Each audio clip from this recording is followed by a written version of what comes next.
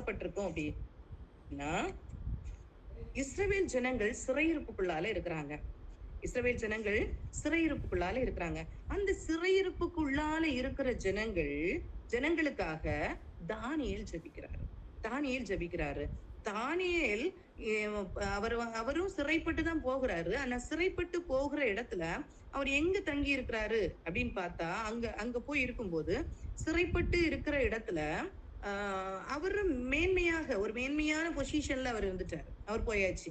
ஏன்னா கர்த்தர் அவங்கள உயர்த்துகிறாரு. அப்படி கர்த்தர் உயர்த்துகிற அந்த இடத்துல இருக்கிற தானியேல் ஜனங்களுக்காக என்ன செய்யறாரு? ஜெபிக்கிறாரு.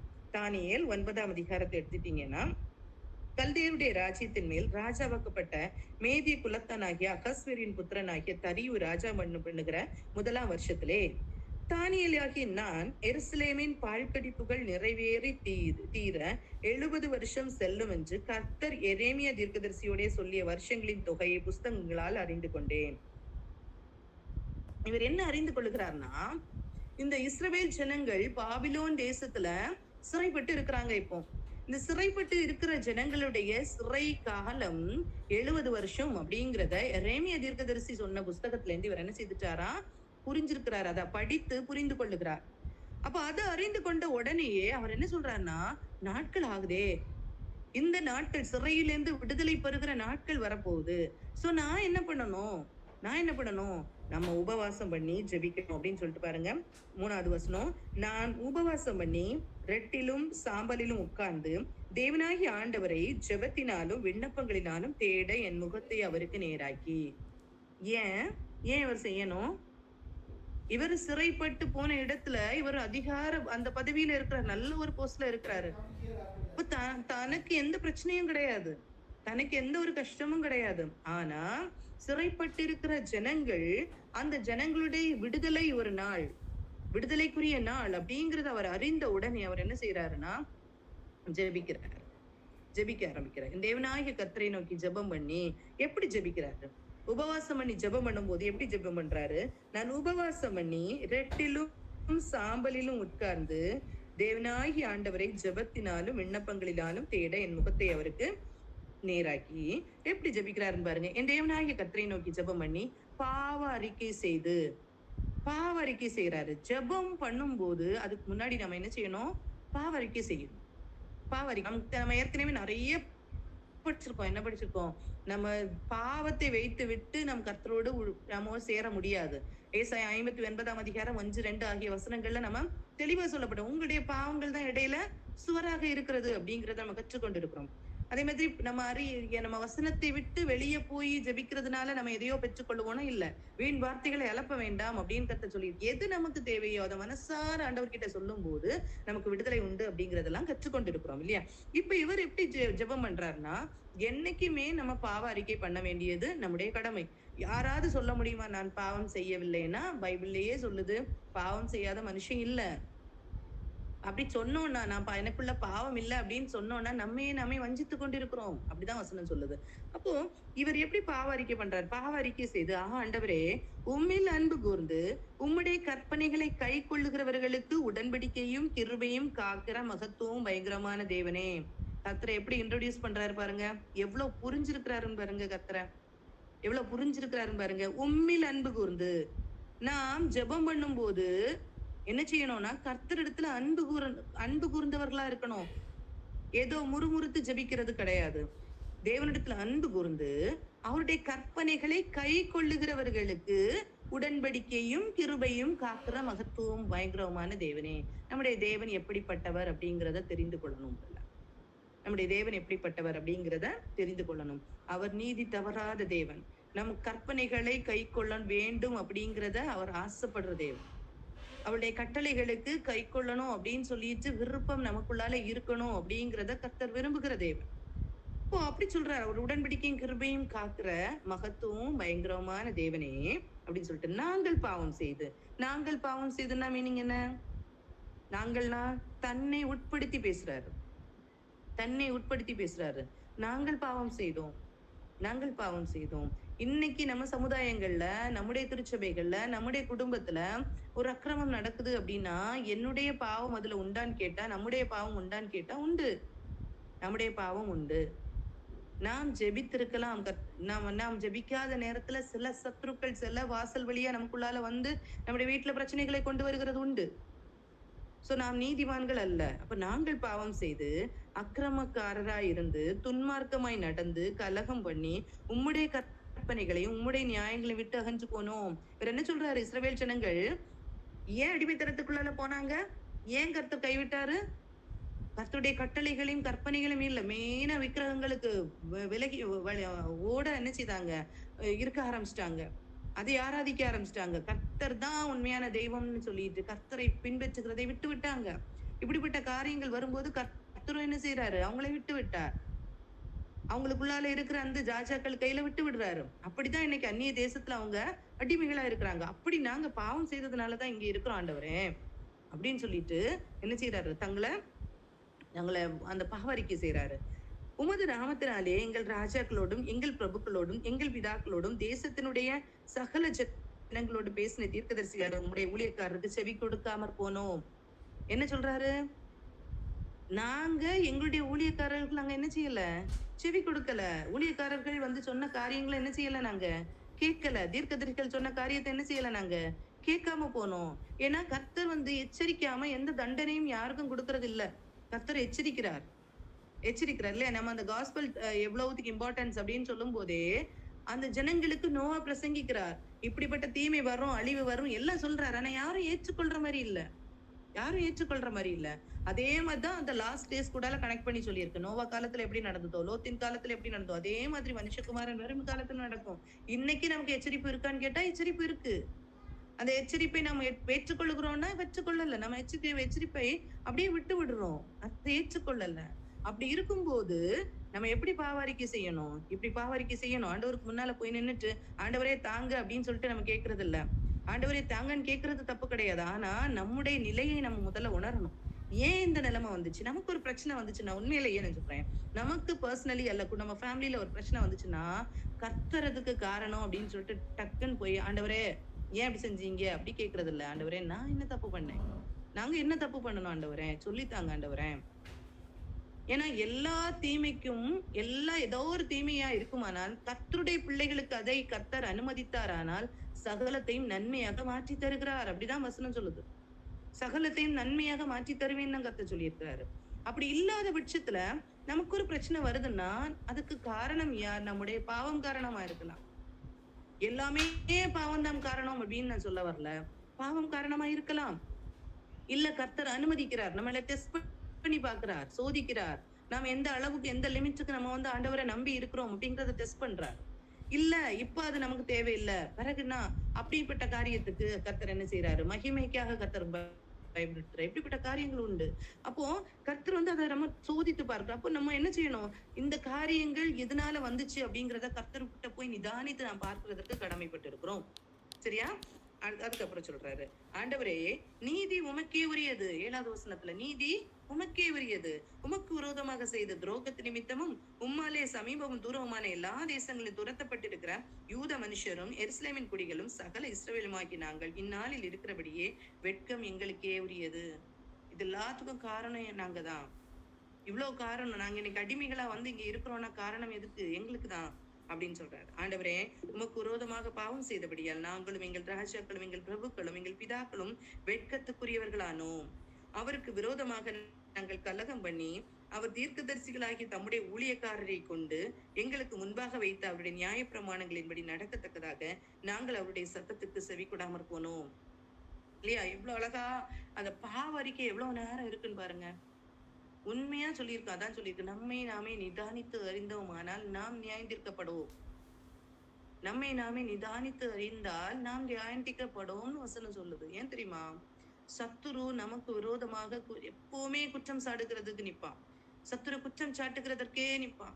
அந்த குற்றம் சாட்டுதலுக்கு நாம் இடம் வைத்து கொடுக்க கூடாது.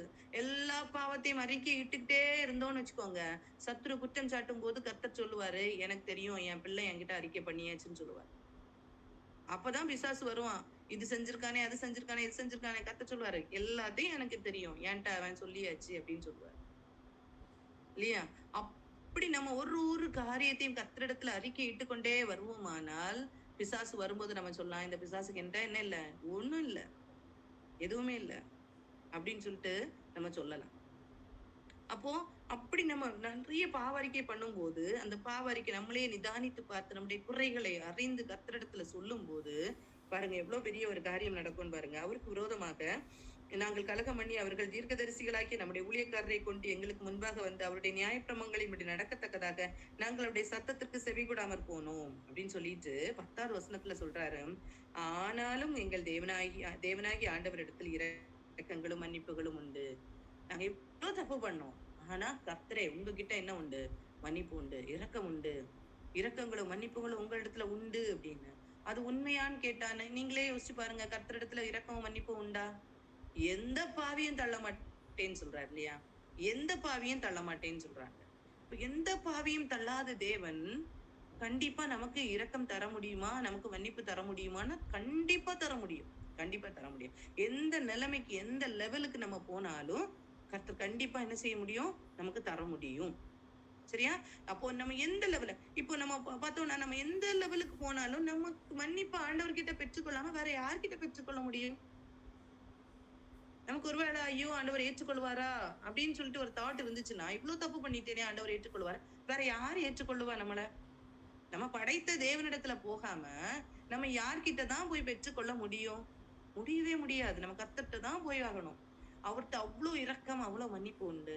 அவருடைய மேன்மையை விட்டு இந்த உலகத்துல வந்து உண்மையா அந்த சிலுவை காட்சியை யோசிச்சு பார்த்தீங்கன்னா, ஏன் அவர் அடிக்கப்படணும்? ஏன் நொறுக்கப்படணும்? தன்னை எதுக்கு ஒப்பு கொடுக்கணும்? அவருடைய சரீரம் போலயே இல்லையாம். உள்ளப்பட்ட நிலத்தை போல அந்த ரத்தமும் சதையுமாக பிஞ்சு பிஞ்சு தொங்குச்சுதான். அந்த சாட்டையினால் அடிக்கும்போது அப்படி பிஞ்சு தொங்குச்சுதான். இவ்வளவுத்துக்கு தன்னை தாழ்த்தின தேவன். அதான் சொல்லிருக்கு. தன்னுடைய சொந்த குமாரன் இந்த உலகத்துக்கு தந்தவர் வேற எல்லாவற்றையும் நமக்கு அருளாதிருப்பது எப்படி? அப்ப மன்னிப்பை எப்படி தராம இருப்பாரு? அதுக்கு தானே வந்தாரு. இயேசு இந்த உலகத்துல வந்து அற்புதம் செய்யறதுக்கோ, அடையாளம் செய்யறதுக்கோ, இல்ல நீங்க பெரிய ஆளா நீங்க இருங்க அப்படின்னு சொல்லிட்டு எல்லாத்தையும் தர்றதுக்கோ இந்த உலகத்துல வரல ஆக்சுவலா. அவர் வந்த காரியம் மீட்கிறதற்காக. அதுல மக்கள் கஷ்டப்படும் போது மனதுருகி செய்கிற ஒரு சின்ன காரியம் தான் என்னது? அற்புதங்கள், அடையாளங்கள். அற்புதங்கள், அடையாளங்கள் மேன்மையான காரியங்கள் அல்ல தேவனுக்கு முன்பாக. அவர் அது ஒரு நிமிஷத்துல பண்ணிடுவாரு. அற்புதங்கள், அடையாளங்கள் செய்கிறது அவருக்கு ஒரு நிமிஷம். அவர் நினைத்தாலே செய்ய முடிய காரியங்கள். மரித்தவர்களை உயிர் பெற வைக்கலாம். என்ன எத்தனை நாள்பட்ட வியாதிகளை கர்த்தர் சுகமாக்கலாம். இதுக்கெல்லாம் அவர் நேரமே எடுத்துக்கல. சொன்ன உடனே அது நடக்குது. ஆனா கர்த்தர் ஒரு மனுஷனை உடைத்து உருவாக்கணும்னா அவ்வளவு நேரம் காத்திருக்கிறார். அவ்வளவு நேரம் காத்திருக்க வேண்டிய சூழ்நிலை இருக்குது, தேவை இருக்குது. அவ்வளவு நேரம் காத்திருக்க வேண்டிய தேவை இருக்குது. இதை நம்ம புரிந்து கொள்ளணும். இதை நாம் புரிந்து கொள்ளாத வரைக்கும் நம்ம கர்த்தருடைய அன்பை புரிந்து கொள்கிறது கடினம். அவர் அது அவ்வளோ எல்லாத்தையும் நம்மளெல்லாம் படைத்த தேவன் சொல்றாரு, நான் வாசற்படியில வந்து நிற்கிறேன், எவனாவது கதவை திறந்தா நான் உள்ள வரேன்னு சொல்றாரு இல்லையா?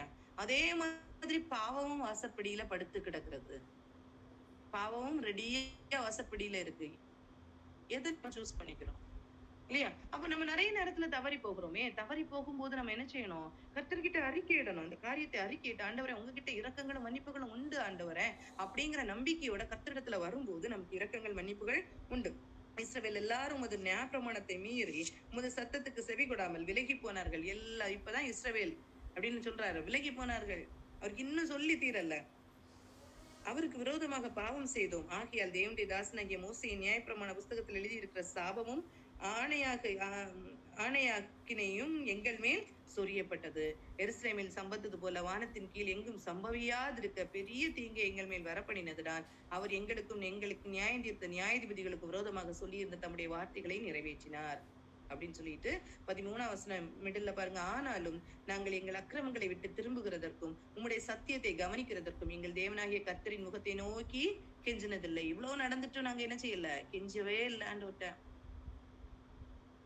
நாங்க கெஞ்சி பார்க்கவே இல்லை அப்படின்னு சொல்லிட்டு 15 அதை தொடர்ந்து இங்க வாசிச்சீங்கன்னா சொல்ல, நாங்க செவி கொடுக்காம போனோம், நாங்க துன்மார்க்கமாய் நடந்தோம், இப்படி எல்லாம் சொல்றாரு பாருங்க. இனி 17 எடுத்து பார்த்து பாருங்க. இப்போதும் எங்கள் தேவனே, நீர் உம்முடைய அடியானுடைய விண்ணப்பத்தையும் அவனுடைய கெஞ்சுதலையும் கேட்டு பாழாய் கிடக்கிற உம்முடைய பரிசுத்த ஸ்தலத்தின் மேல் ஆண்டவரின் நிமித்தம் உமது முகத்தை பிரகாசிக்க பண்ணும். இப்போதும் தேவனே, இதெல்லாம் நாங்க செஞ்சது தப்புதான் ஏசப்பா, இதெல்லாம் தப்புதான் ஏசப்பா அப்படின்னு நம்ம ஒப்பு கொடுக்கும் போது உண்மையிலேயே சொல்றேன், கர்த்தருடைய இரக்கம் வெளிப்படும்.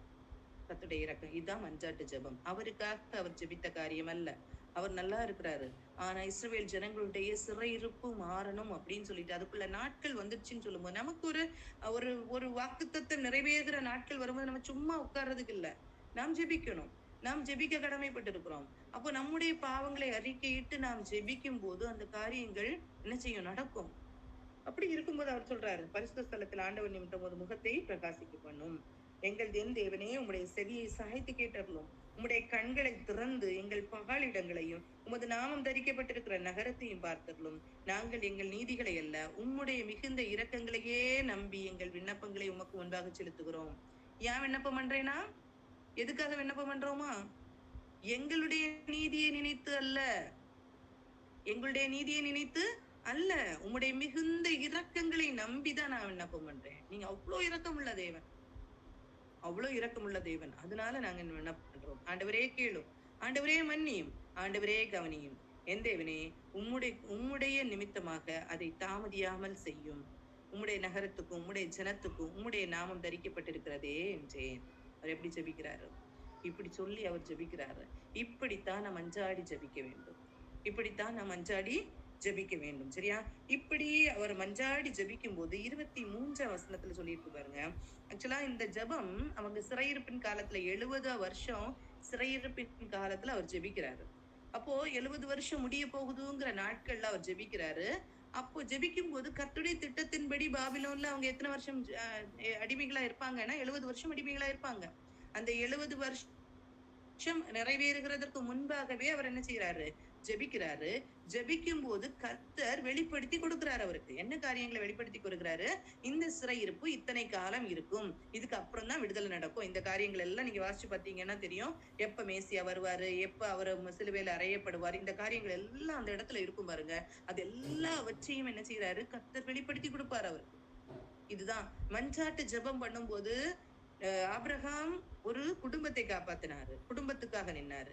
இவர் தேவ ஜனங்களுக்காக நிற்கிறார். இவர் சிறையிருப்புல இருக்கிற மக்களுக்காக நிற்கிறாரு. அந்த சிறையிருப்புள்ள உள்ள மக்களுடைய விடுதலை எப்ப நடக்கும் அப்படிங்கிற காரியங்கள், வெளிப்பாடுகள் எல்லாவற்றையும் யாருக்கு கொடுக்கிறாரு? மஞ்சாடி ஜெபிக்கிற பிள்ளைகளுக்கு கொடுக்கிறாரு.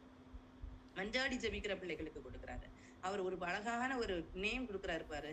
23 வசனத்துல, நீ மிகவும் பிரியமானவன், ஆதலால் நீ வேண்டிக் கொள்ள தொடங்கின போதே கட்டளை வெளிப்பட்டது. நீ மிகவும் பிரியமானவன். நாம் கர்த்தரிடத்துல மற்றவர்களுக்காக மஞ்சாடும் போது நமக்கு கிடைக்கிற ஒரு பிளெஸிங் என்ன தெரியுமா?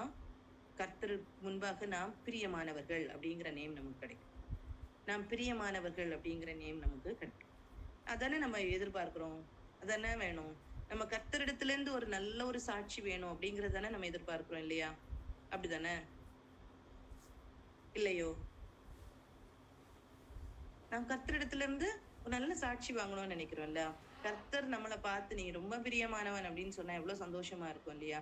அப்படி நாம் கர்த்தரிடத்திலிருந்து ஒரு பிரியமானவர்கள் அப்படிங்கிற சாட்சியை பெற்றுக்கொள்ள வேண்டுமானால் நாம் மஞ்சாடி ஜெபிக்கணும். மஞ்சாடி ஜெபிக்கும் போது நம்முடைய பாவங்களை உணர்ந்து, இந்த நம்ம இவ்வளவு நேரம் வாசித்த அந்த வசனங்கள்ல மெயினா அவர் சொன்னது எல்லா பாவத்தையும் அறிக்கையிட்டு அப்போ நம்ம ஒரு காரியத்துக்காக ஜெபிக்கும் போது அந்த பாவங்களை அறிக்கை விட்டு, ஆண்டவரே இந்த தவறை செஞ்சிருப்போமா, இந்த தவறை செஞ்சோமா ஆண்டவரே, உங்களுக்கு பிடிக்காம எது செஞ்சோமா ஆண்டவரே, இப்படி நாம் அறிக்கையிட்டு செய்வோமானால் கர்த்தருக்கு பிரியமுள்ளவர்களாக நாம் மாறி போவோம். நீ மிகவும் பிரியமானவன், அதெல்லாம் நீ வேண்டிக் கொள்ள தொடங்கின போதே கட்டளை வெளிப்பட்டது. இது ஃபர்ஸ்ட் ஒரு பிளெஸிங். சரியா? இந்த பிளெஸிங்கை நாம் பெற்றுக்கொள்ளணும். மஞ்சாடி ஜபிக்கும் போது 2 காரியங்கள் இங்க நடக்குது. 1, நாம் தேவனுக்கு பிரியமானவர்களாக மாறுறோம். 2வது காரியம் என்னதுன்னா, வெளிப்பாடுகளை நாம் பெற்றுக்கொள்கிறோம். வெளிப்பாடுகளை பெற்றுக்கொள்கிறோம். அந்த வெளிப்பாடுகள் எதற்கு? சிறையிருப்பு எப்போ முடியும் அப்படிங்கிற காரியங்கள், இயேசு இந்த உலகத்துல எப்ப வருவாரு, எப்படி நடக்கும், எல்லா காரியத்தையும், எத்தனை வருஷம் சிறையிருப்பு, எத்தனை வாரங்கள் இந்த காரியங்கள் நடக்கும், எல்லா காரியத்தையும் கர்த்தர் என்ன செய்யறாரு? அவங்களுக்கு வெளிப்படுத்தி கொடுக்கிறாரு. சரியா? அவருக்கு வெளிப்படுத்தி கொடுக்கிறாரு. இந்த காரியத்தை நாம் பெற்றுக்கொள்ள முடியும். இதுதான் மஞ்சாடி ஜபிக்கிறவர்களுக்கு கர்த்தர் கொடுக்கிற ஆசீர்வாதம். மஞ்சாடி ஜபிக்கிறவர்களுக்கு கர்த்தர் கொடுக்கிற ஆசீர்வாதம். அடுத்தது நம்ம எடுத்துக்கிட்டோம்னா நெகேமியா புஸ்தகத்தை எடுத்துக்கொள்ளலாம். நெகேமியா 5ஆம் அதிகாரம், நெகேமியா 5ஆம் அதிகாரம் 5 முதல் 9 வரைக்கும் உள்ள வசனங்களை பாத்தீங்கன்னா தெரியும். நெகேமியா. இந்த நெகேமியாவும் எங்க இருக்கிறாரு? இவரும் சிறைப்பட்டு தான் இருக்கிறாரு. சிறைப்பட்ட அந்த நாட்கள்ல எப்படி ஜெபிக்கிறாரு இல்லையா? சிறைப்பட்ட காலத்துல இவரும் என்ன செய்யறாரு? ஒரு நல்ல ஒரு பொசிஷன்ல தான் இருக்கிறாரு. நல்ல ஒரு பொசிஷன்ல இருக்கிறாரு. சிறையிருப்பில் 3rd வேர்ஸ்ல இருந்து பாருங்க. சிறையிருப்பில் இருக்கிற மீந்தி இருக்கிற ஜனங்கள் இவங்க எல்லாம் சிறைப்பட்டு இங்க வந்துட்டாங்க. யாரும் சேர்ந்து வந்திருக்கா? நெகேமியாவும் சிறைப்பட்டு வந்திருக்கா. கொஞ்சம் மக்கள் என்ன செய்யறாங்கன்னா இஸ்ரவேல்ல இருக்கிறாங்க, எருசலேம்ல இருக்கிறாங்க, சிறைப்படாம இருக்கிறாங்க. அப்ப இது எப்படிப்பட்ட ஜனங்கள்னா அவங்க வேலைக்கு ஆகாத ஜனங்கள். அவங்க ரொம்ப வீக்கான பீப்புளை என்ன செய்துட்டாங்கன்னா அங்க விட்டுட்டு வந்தாங்க. மற்றவங்களை எல்லாரையும் இங்க கூட்டி வந்தாங்க. ஏன்னா இவங்களுக்கு அடிமைப்படுத்துகிறவர்கள் இங்க வேலை செய்யணும், அவங்களால ஆதாயத்தை பெற்றுக்கொள்ளணும்னு சொல்லிட்டு தான் என்ன செய்யறாங்க இங்க கொண்டு வர்றாங்க. அப்போ ரொம்ப வீக் பீப்புள், ஒண்ணுக்குமே ஆகாத ஜனங்கள் கொஞ்சம் பேர் எங்க இருக்கிறாங்க? எருசலேம்ல இருக்கிறாங்க. ஒரு சில மக்கள் இருக்கிறாங்க.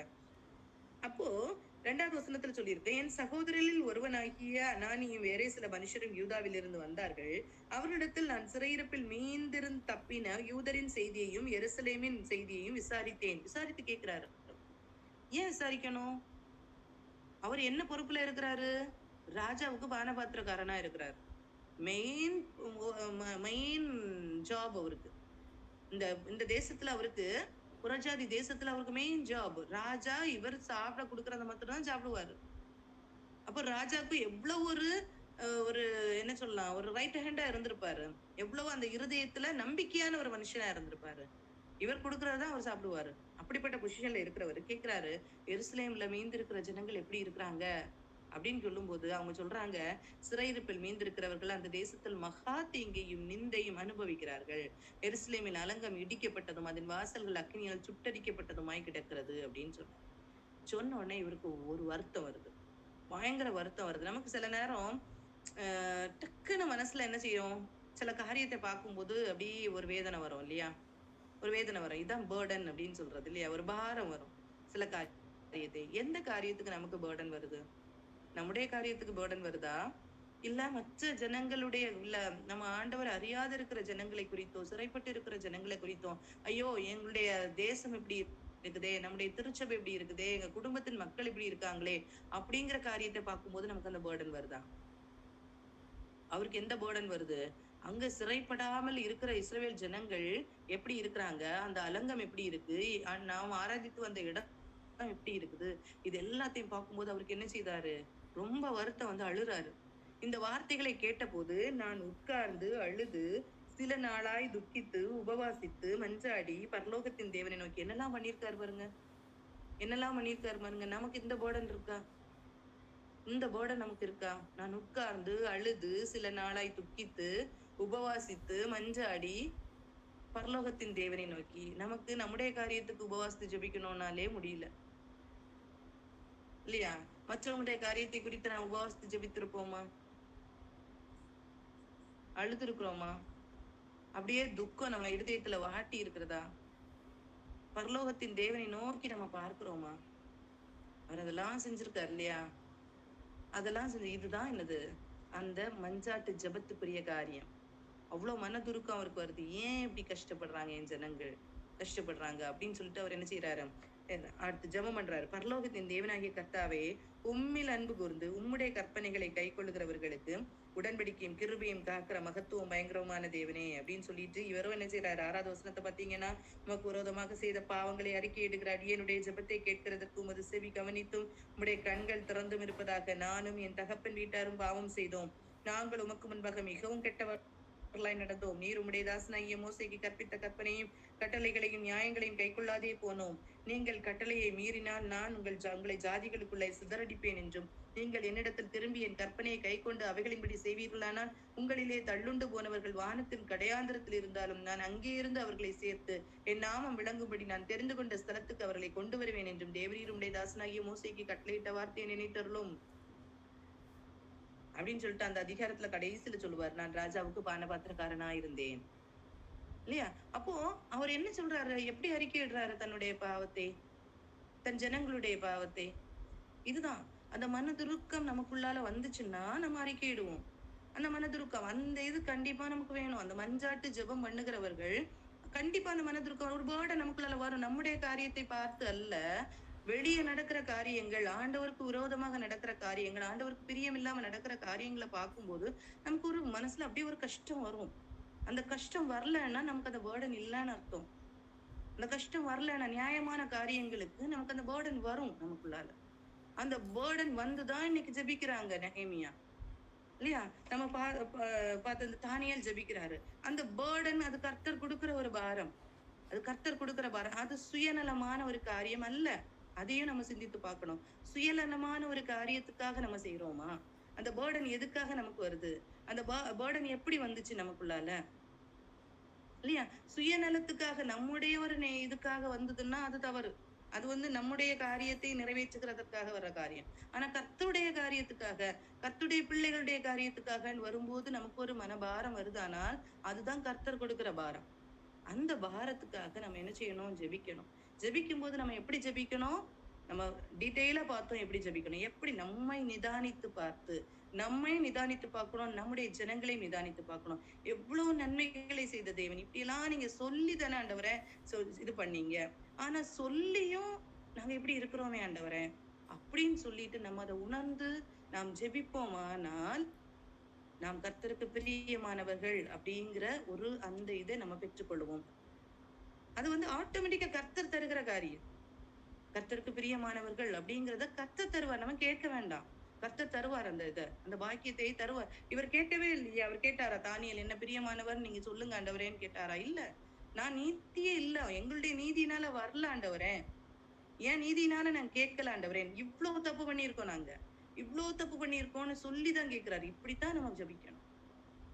நம்ம இன்னைக்கு நிறைய நேரத்துல உணர்கிறது இல்ல. நிறைய நேரத்துல நம்முடைய நீதிகளை பேசுறோம். இவ்வளவு கஷ்டம் இருக்கே ஆண்டவரே, இப்படி இருந்தே ஆண்டவரே, இப்படி இருந்தே ஆண்டவரே அப்படின்னு சொல்லி நம்ம ஜெபிக்கிறதற்கு விட்டா நம்ம நிறைய நீதிகளை நம்ம பேசி கொண்டிருப்போம். ஆனா கர்த்தருடைய பார்வையில இருந்து நம்ம பாக்குறோமா? நம்மள கர்த்தருடைய பார்வையில இருந்து நம்ம என்னெல்லாம் கர்த்தர் எக்ஸ்பெக்ட் பண்ண காரியத்தை நம்ம இன்னைக்கு செய்யாம இருக்கிறோமா அப்படிங்கறத நம்ம பாக்குறது உண்டா? அதுதான் கர்த்தருடைய இருதயத்தை நம்ம அறிந்து கொள்வோம். கர்த்தருடைய இருதயத்தை அறிந்து கொள்ள வேண்டும். கர்த்தருடைய இருதயத்தை நம்ம கஷ்டப்படுத்த கூடாது. ஏதோ கர்த்தர் நம்மளை கஷ்டப்படுத்தின மாதிரி கர்த்தர் எல்லாவற்றையும் சொல்லிதான் வச்சிருக்காரு. இப்படி இப்படி இருக்கணும், இப்படி இப்படி இருக்கணும். ஆனா நம்மளால சில நேரத்துல இருக்க முடியலன்னா நம்ம அதை உணர்ந்து கொள்ளணும். ஐயோ எங்களால முடியல அப்படிங்கறத ஒத்துக்கொள்ளணும். அந்த அக்செப்டிங் ஹார்ட் இருக்கா? அந்த அக்செப்டிங் ஹார்ட் அதுதான் வேணும்.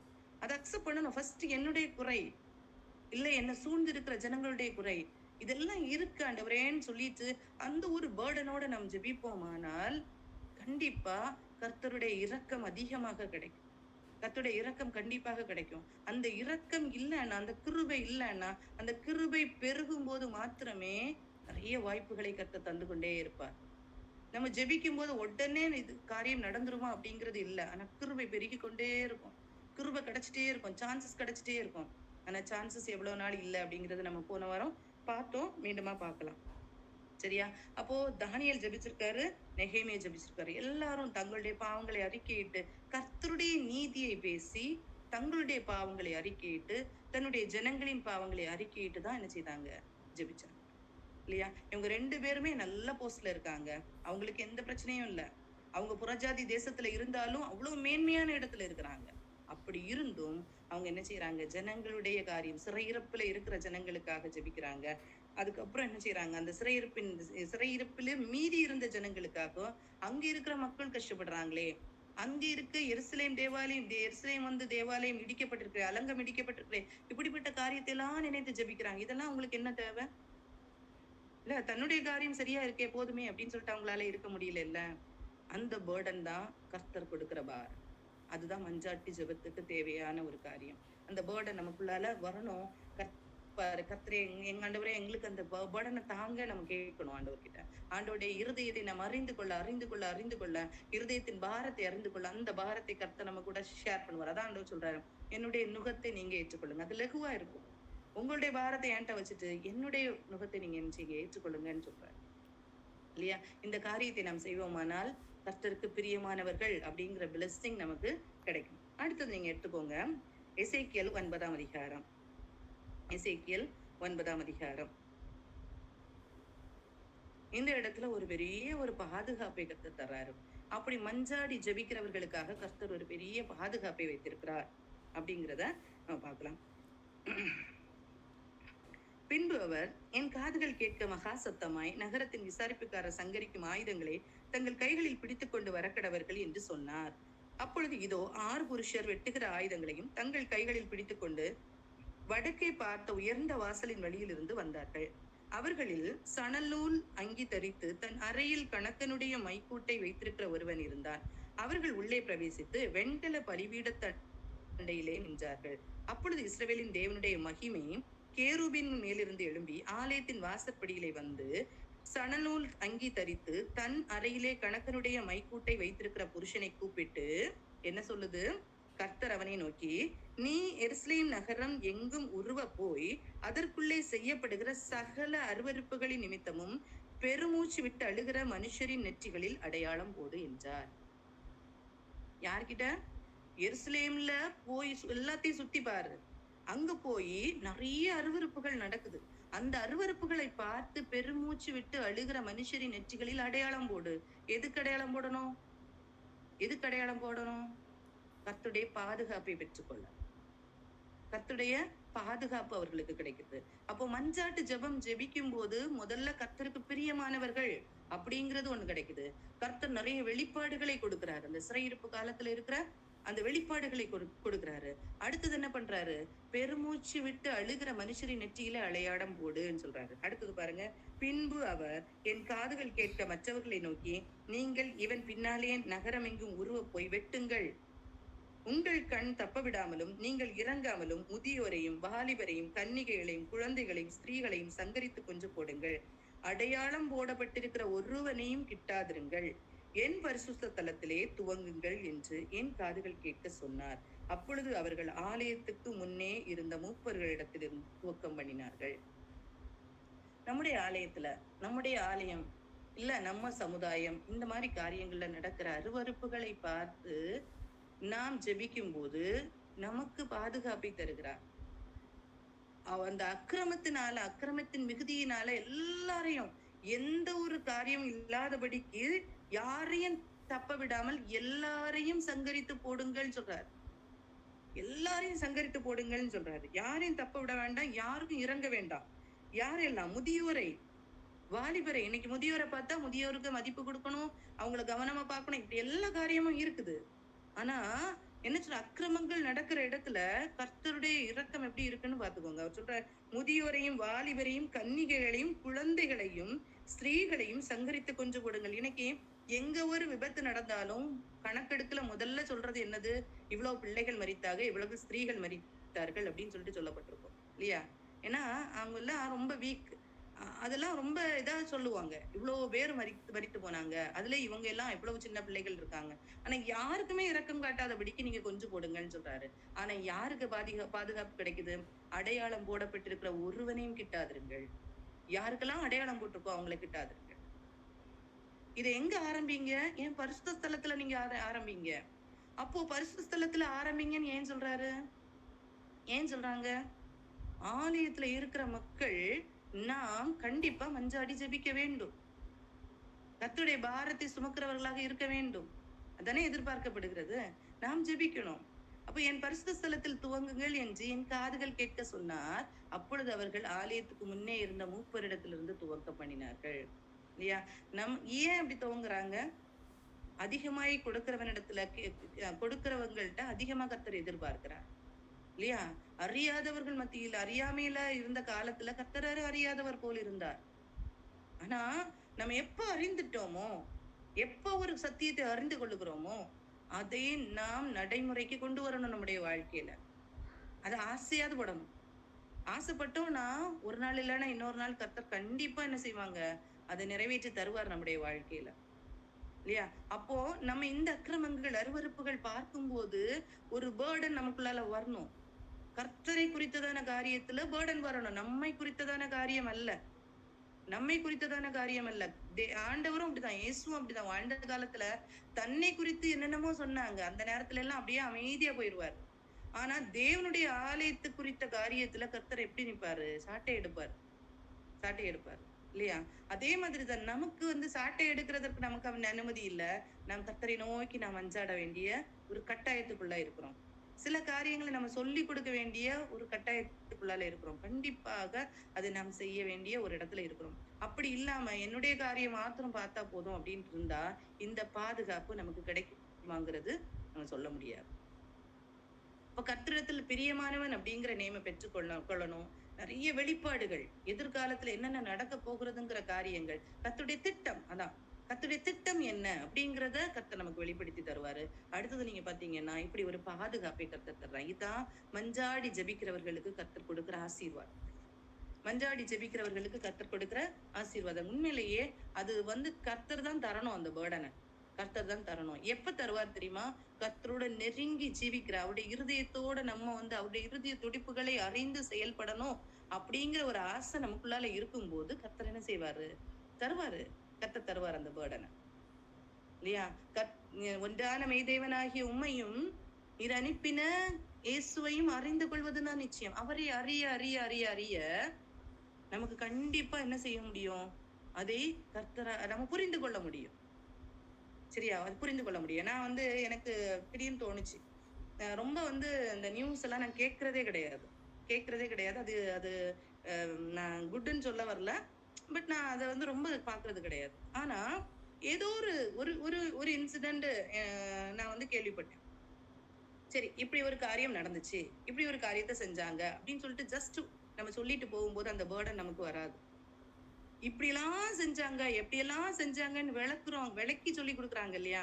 அப்போ ஐயோ இவ்வளவு செஞ்சாங்களா, இவ்வளவு நடந்துச்சுதா அப்படின்னு நம்ம ஒரு காரியத்தை கேட்கும் போது நமக்கு அதுல ஒரு காரியம் இன்னும் நல்ல அறிவு கிடைக்கும் போது இப்படி எல்லாம் செஞ்சாங்கன்னு நமக்கு சொல்ல முடியுதுல்ல.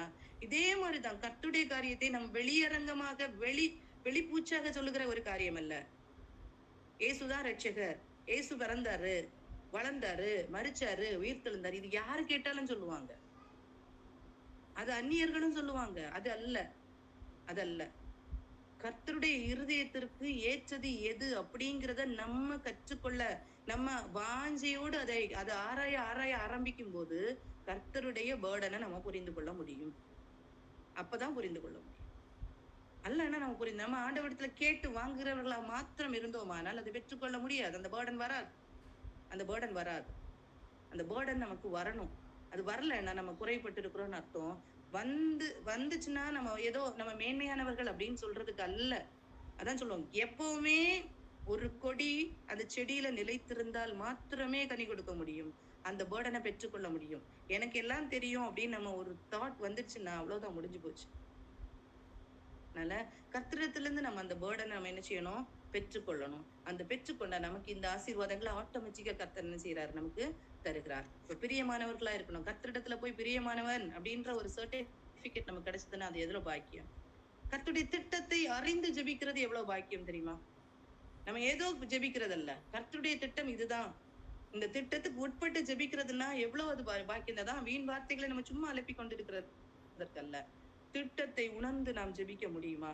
அது பெரிய பாக்கியம். அடுத்தது கர்த்தருடைய பாதுகாப்பை நாம் பெற்றுக் கொள்கிறோம். சரியா? அப்ப எவ்வளவு காஸ்பல் பிரீச்சிங் அப்படிங்கிறது எவ்வளவு முக்கியம்னு பார்த்தோம். பிரேயர், மஞ்சாட்டு ஜெபம் எவ்வளவு முக்கியங்கிறது பார்த்தோம். ஃபர்ஸ்ட் என்ன பார்த்தோம்? ஆபிரகாம் ஜெபித்தாரு தன்னுடைய குடும்பத்துக்காக, மோசே ஜெபித்தாரு தேவ ஜனங்களுக்காக, தானியேல் ஜெபித்தாரு சிறையிருப்பிலே அகப்பட்ட மக்களுக்காக, நெகேமியா ஜெபித்தாரு சிறையிருப்பிலிருந்து அங்க இருக்கிற சிறையிருப்புக்கு வராம எருசலேமில் இருக்கிற ஜனங்களுக்காக ஜெபித்தார். அடுத்தது எசேக்கியலுக்கு என்ன வருது? இந்த மக்கள் அக்கிரமத்து நிமித்தம் அந்த சபைகள் இருக்கும்போது அந்த சபைகள்ல ஜெபிக்கிறவர்களுக்கு, அந்த அருவருப்புகளை பார்த்து ஜெபிக்கிறவர்களுக்கு பாதுகாப்பை கொடுங்க. இப்ப எல்லா விதத்திலையும் ஜெபம் தேவையா இருக்குது. மஞ்சாட்டு ஜெபம் தேவையா இருக்குது. எல்லா இடத்துலயும் குடும்பத்துக்கு மஞ்சாடி ஜெபிக்கணுமா? ஆமா. மக்களுக்காக ஜெபிக்கணுமா? ஆமா. கஷ்டத்துல சிறைப்பட்டு இருக்கிற மக்களுக்காக, பிசிக்கலி மென்டலி சிறைப்பட்டு இருக்கிற மக்களுக்காக ஜெபிக்கணுமா? ஆமா. எல்லாருக்காகவும் நாம் ஜெபிக்க கடமைப்பட்டு இருக்கிறோம். நம்ம திருச்சபைகளுக்காக ஜெபிக்கணுமா? கண்டிப்பா ஜெபிக்கணும். அப்படி இருக்கும்போதுதான் நமக்கு இந்த பாதுகாப்புகள் நமக்கு கிடைக்கும். கர்த்தரிடத்துல பிரியமானவர்களா இருக்கும். அடுத்தது நம்ம பார்த்தோம்னா, ஒரு பர்சனோட ஒரு ரிப்பெண்டன்ஸ், நாம் அந்த மனம் திரும்புதல், ஆண்டவர்கிட்ட பாவ மன்னிப்பை பெற்றுக்கொண்டு மனம் திரும்புகிற ஒரு அனுபவம் எவ்வளவுத்துக்கு ஒரு மேன்மையான ஒரு காரியத்தை கொண்டு வருது அப்படிங்கிறத நம்ம யோனா தீர்க்கதரிசியின் புஸ்தகத்துல பார்க்கலாம். யோனா 3ஆம் அதிகாரத்தை எடுத்துக்கொள்ளும். யோனா 3ஆம் அதிகாரம். ஏன் எனக்கு தெரியும், யோனா தீர்க்கதரிசி கிட்ட கர்த்தர் யார்கிட்ட போய் இது மெசேஜ் சொல்றாரு? அந்த ஜனம் ரொம்ப அழிவுக்கு நேராக இருக்கு, ரொம்ப பாவத்துல நிறைந்து இருக்கிறது. எந்த பட்டணம்? நினிவே பட்டணம். அந்த நினிவே பட்டணம் பாவத்துல நிறைந்து இருக்கும் போது கர்த்தர் என்ன செய்யறாரு? நீ நினிவேக்கு போய் இந்த காரியத்தை சொல்லணும் அப்படின்னு சொல்லிட்டு யோனா தீர்க்கதரிசிக்கு சொல்றாரு. அப்ப சொல்லும் போது என்ன செய்யறாரு? நினிவே பட்டணத்தின் மக்களுக்கு அவ்வளவு அவங்க வந்து புறஜாதி ஜனங்கள்.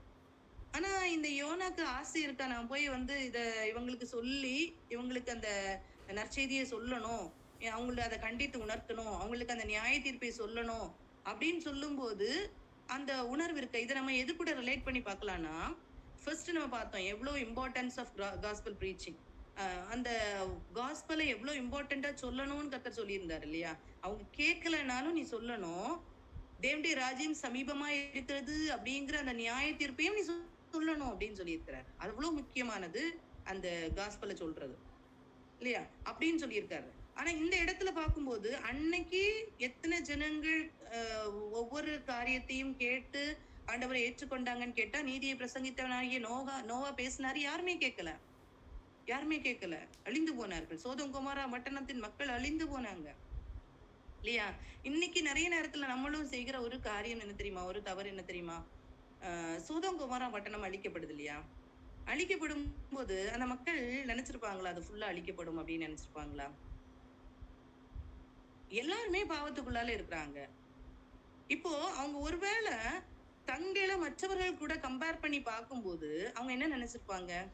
அவங்களும் அப்படிதான் இருக்காங்க, நாமும் அப்படிதான் இருக்கோம், இதனால என்ன வரப்போகுது அப்படிதான் நினைச்சிருப்பாங்க. நம்மளும் இன்னைக்கு சோதோம் கொமோரா பட்டணத்தின் அந்த நாட்கள்ல நடந்த காரியங்கள் தான் இன்னைக்கு காலத்தின் கடைசியில் இருக்கிற நமக்காகவும் வைக்கப்பட்டிருக்கிறதுன்னு சொல்லப்பட்டிருக்கு இல்லையா? லோத்தின் நாட்களில் நடந்தது போலவும் நோவாவின் நாட்களில் நடந்தது போலும் லோத்துவின் நாட்களில் நடந்தது அந்த சோதோம் கொமோரா பட்டணம். இன்னைக்கு நம்மளும் என்ன செய்யறோம்னா, நம்ம கூடயே கம்பேர் பண்ணிட்டு இருக்கோம்.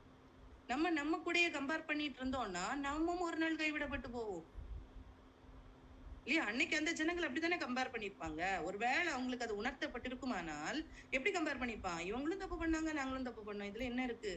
தப்பு தானே, எல்லாரும் இப்படித்தானே இருக்காங்க. இன்னைக்கும் ஈஸியா நம்ம பேசுகிற காரியம் என்னன்னா, நிறைய பேர் பேசுறது, அப்படி பார்த்தா எத்தனை பேர் பரலோகத்துக்கு போக முடியும், எல்லாரும் இப்படித்தானே இருக்கிறாங்க அப்படிங்கிற ஒரு பேச்சு இல்லையா?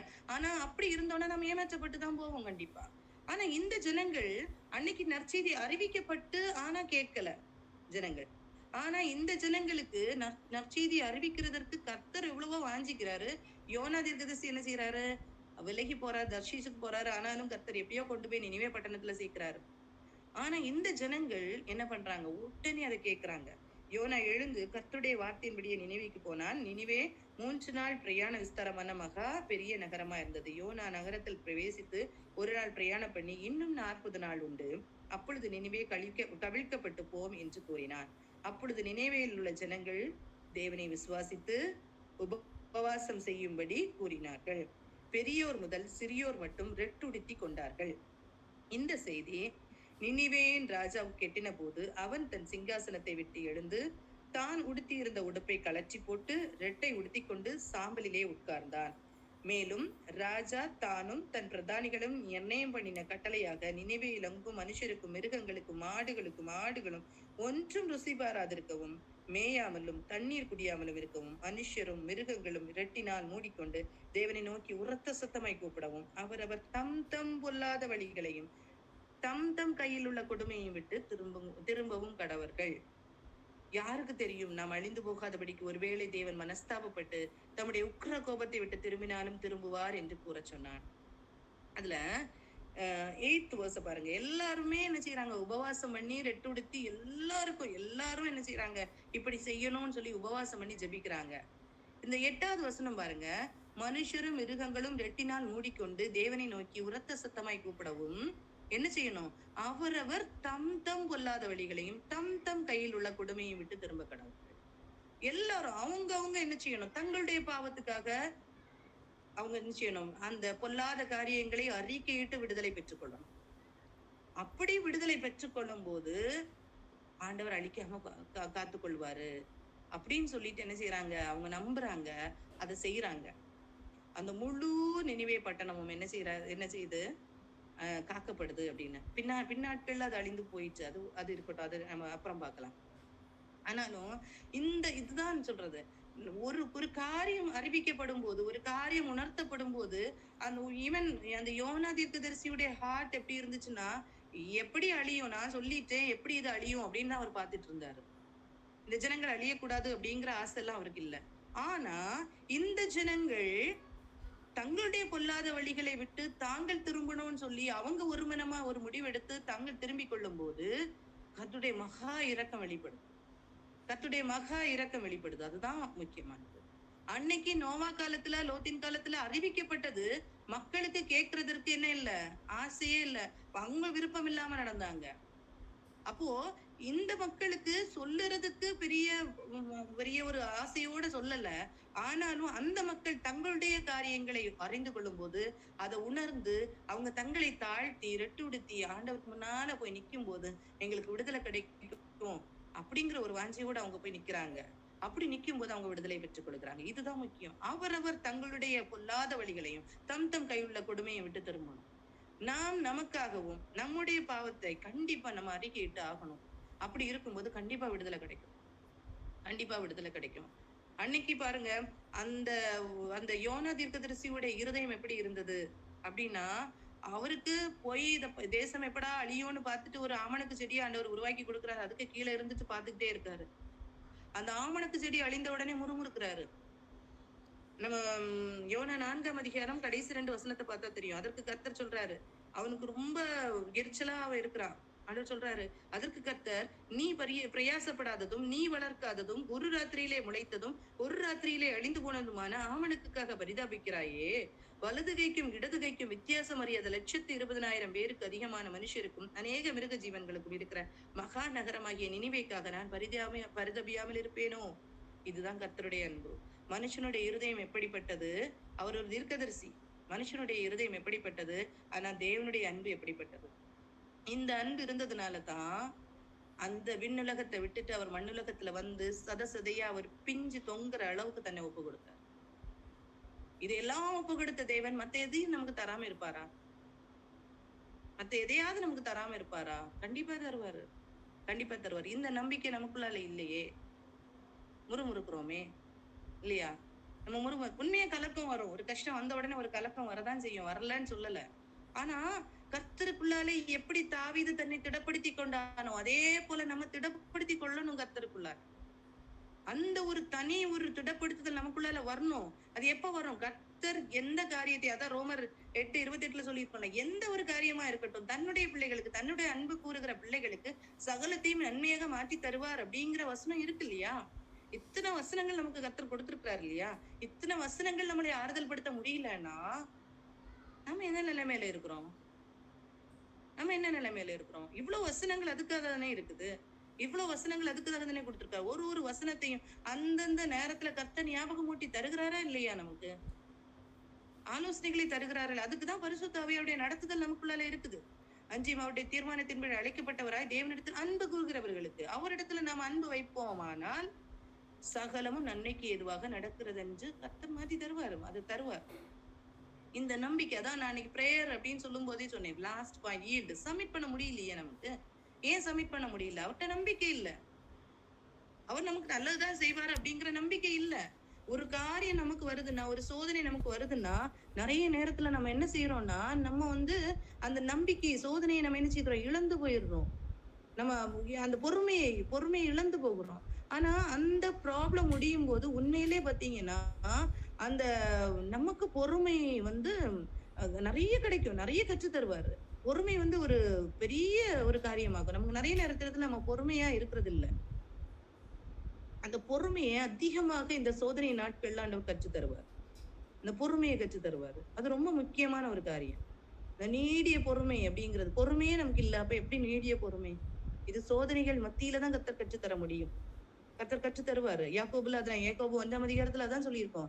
அந்த சோதனையை நமக்கு பொறுமையை கற்று தருகிறது. அதனால சோதனை வேண்டான்னு சொல்லாதீங்க, அதை பாக்கியம் என்று எண்ணுங்கள் அப்படின்னு சொல்லிட்டு சொல்லப்பட்டிருக்கோம். ஆனா நம்ம இன்னைக்கு அதை பாக்கியம்னு எண்ணுவோமா?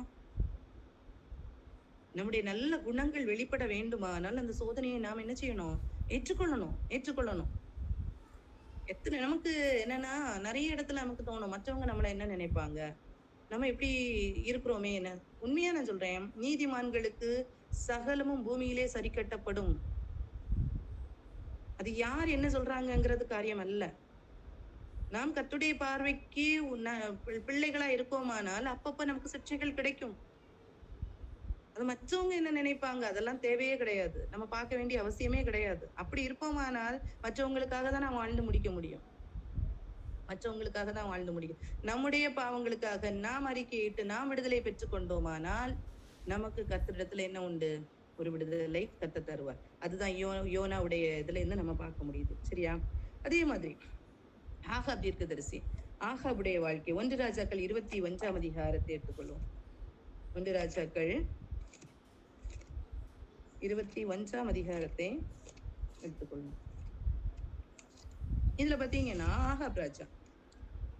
ஆகாப் ராஜாவை குறித்து சொல்லணும்னா,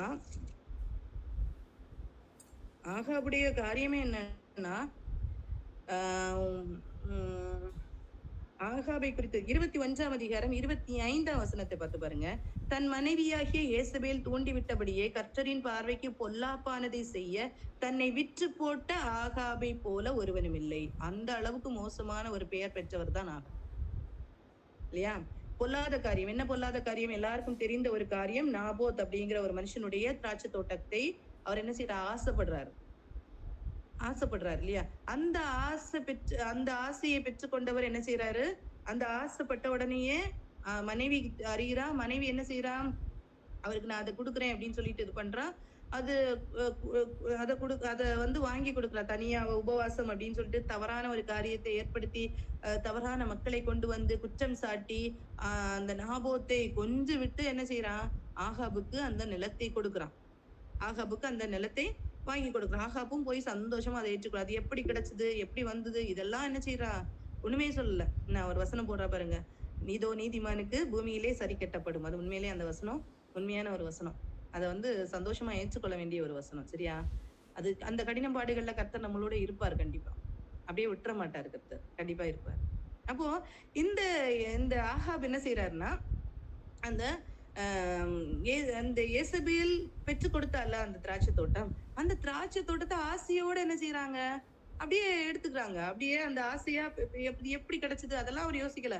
அப்ப எப்படியோ நமக்கு கிடைச்சிச்சு அப்படின்னு சொல்லிட்டு இருக்கிறாரு. ஆனா பாருங்க, அவர் ஒரு இடத்துல ரிப்பன் பண்ணுவாரு. வசனம்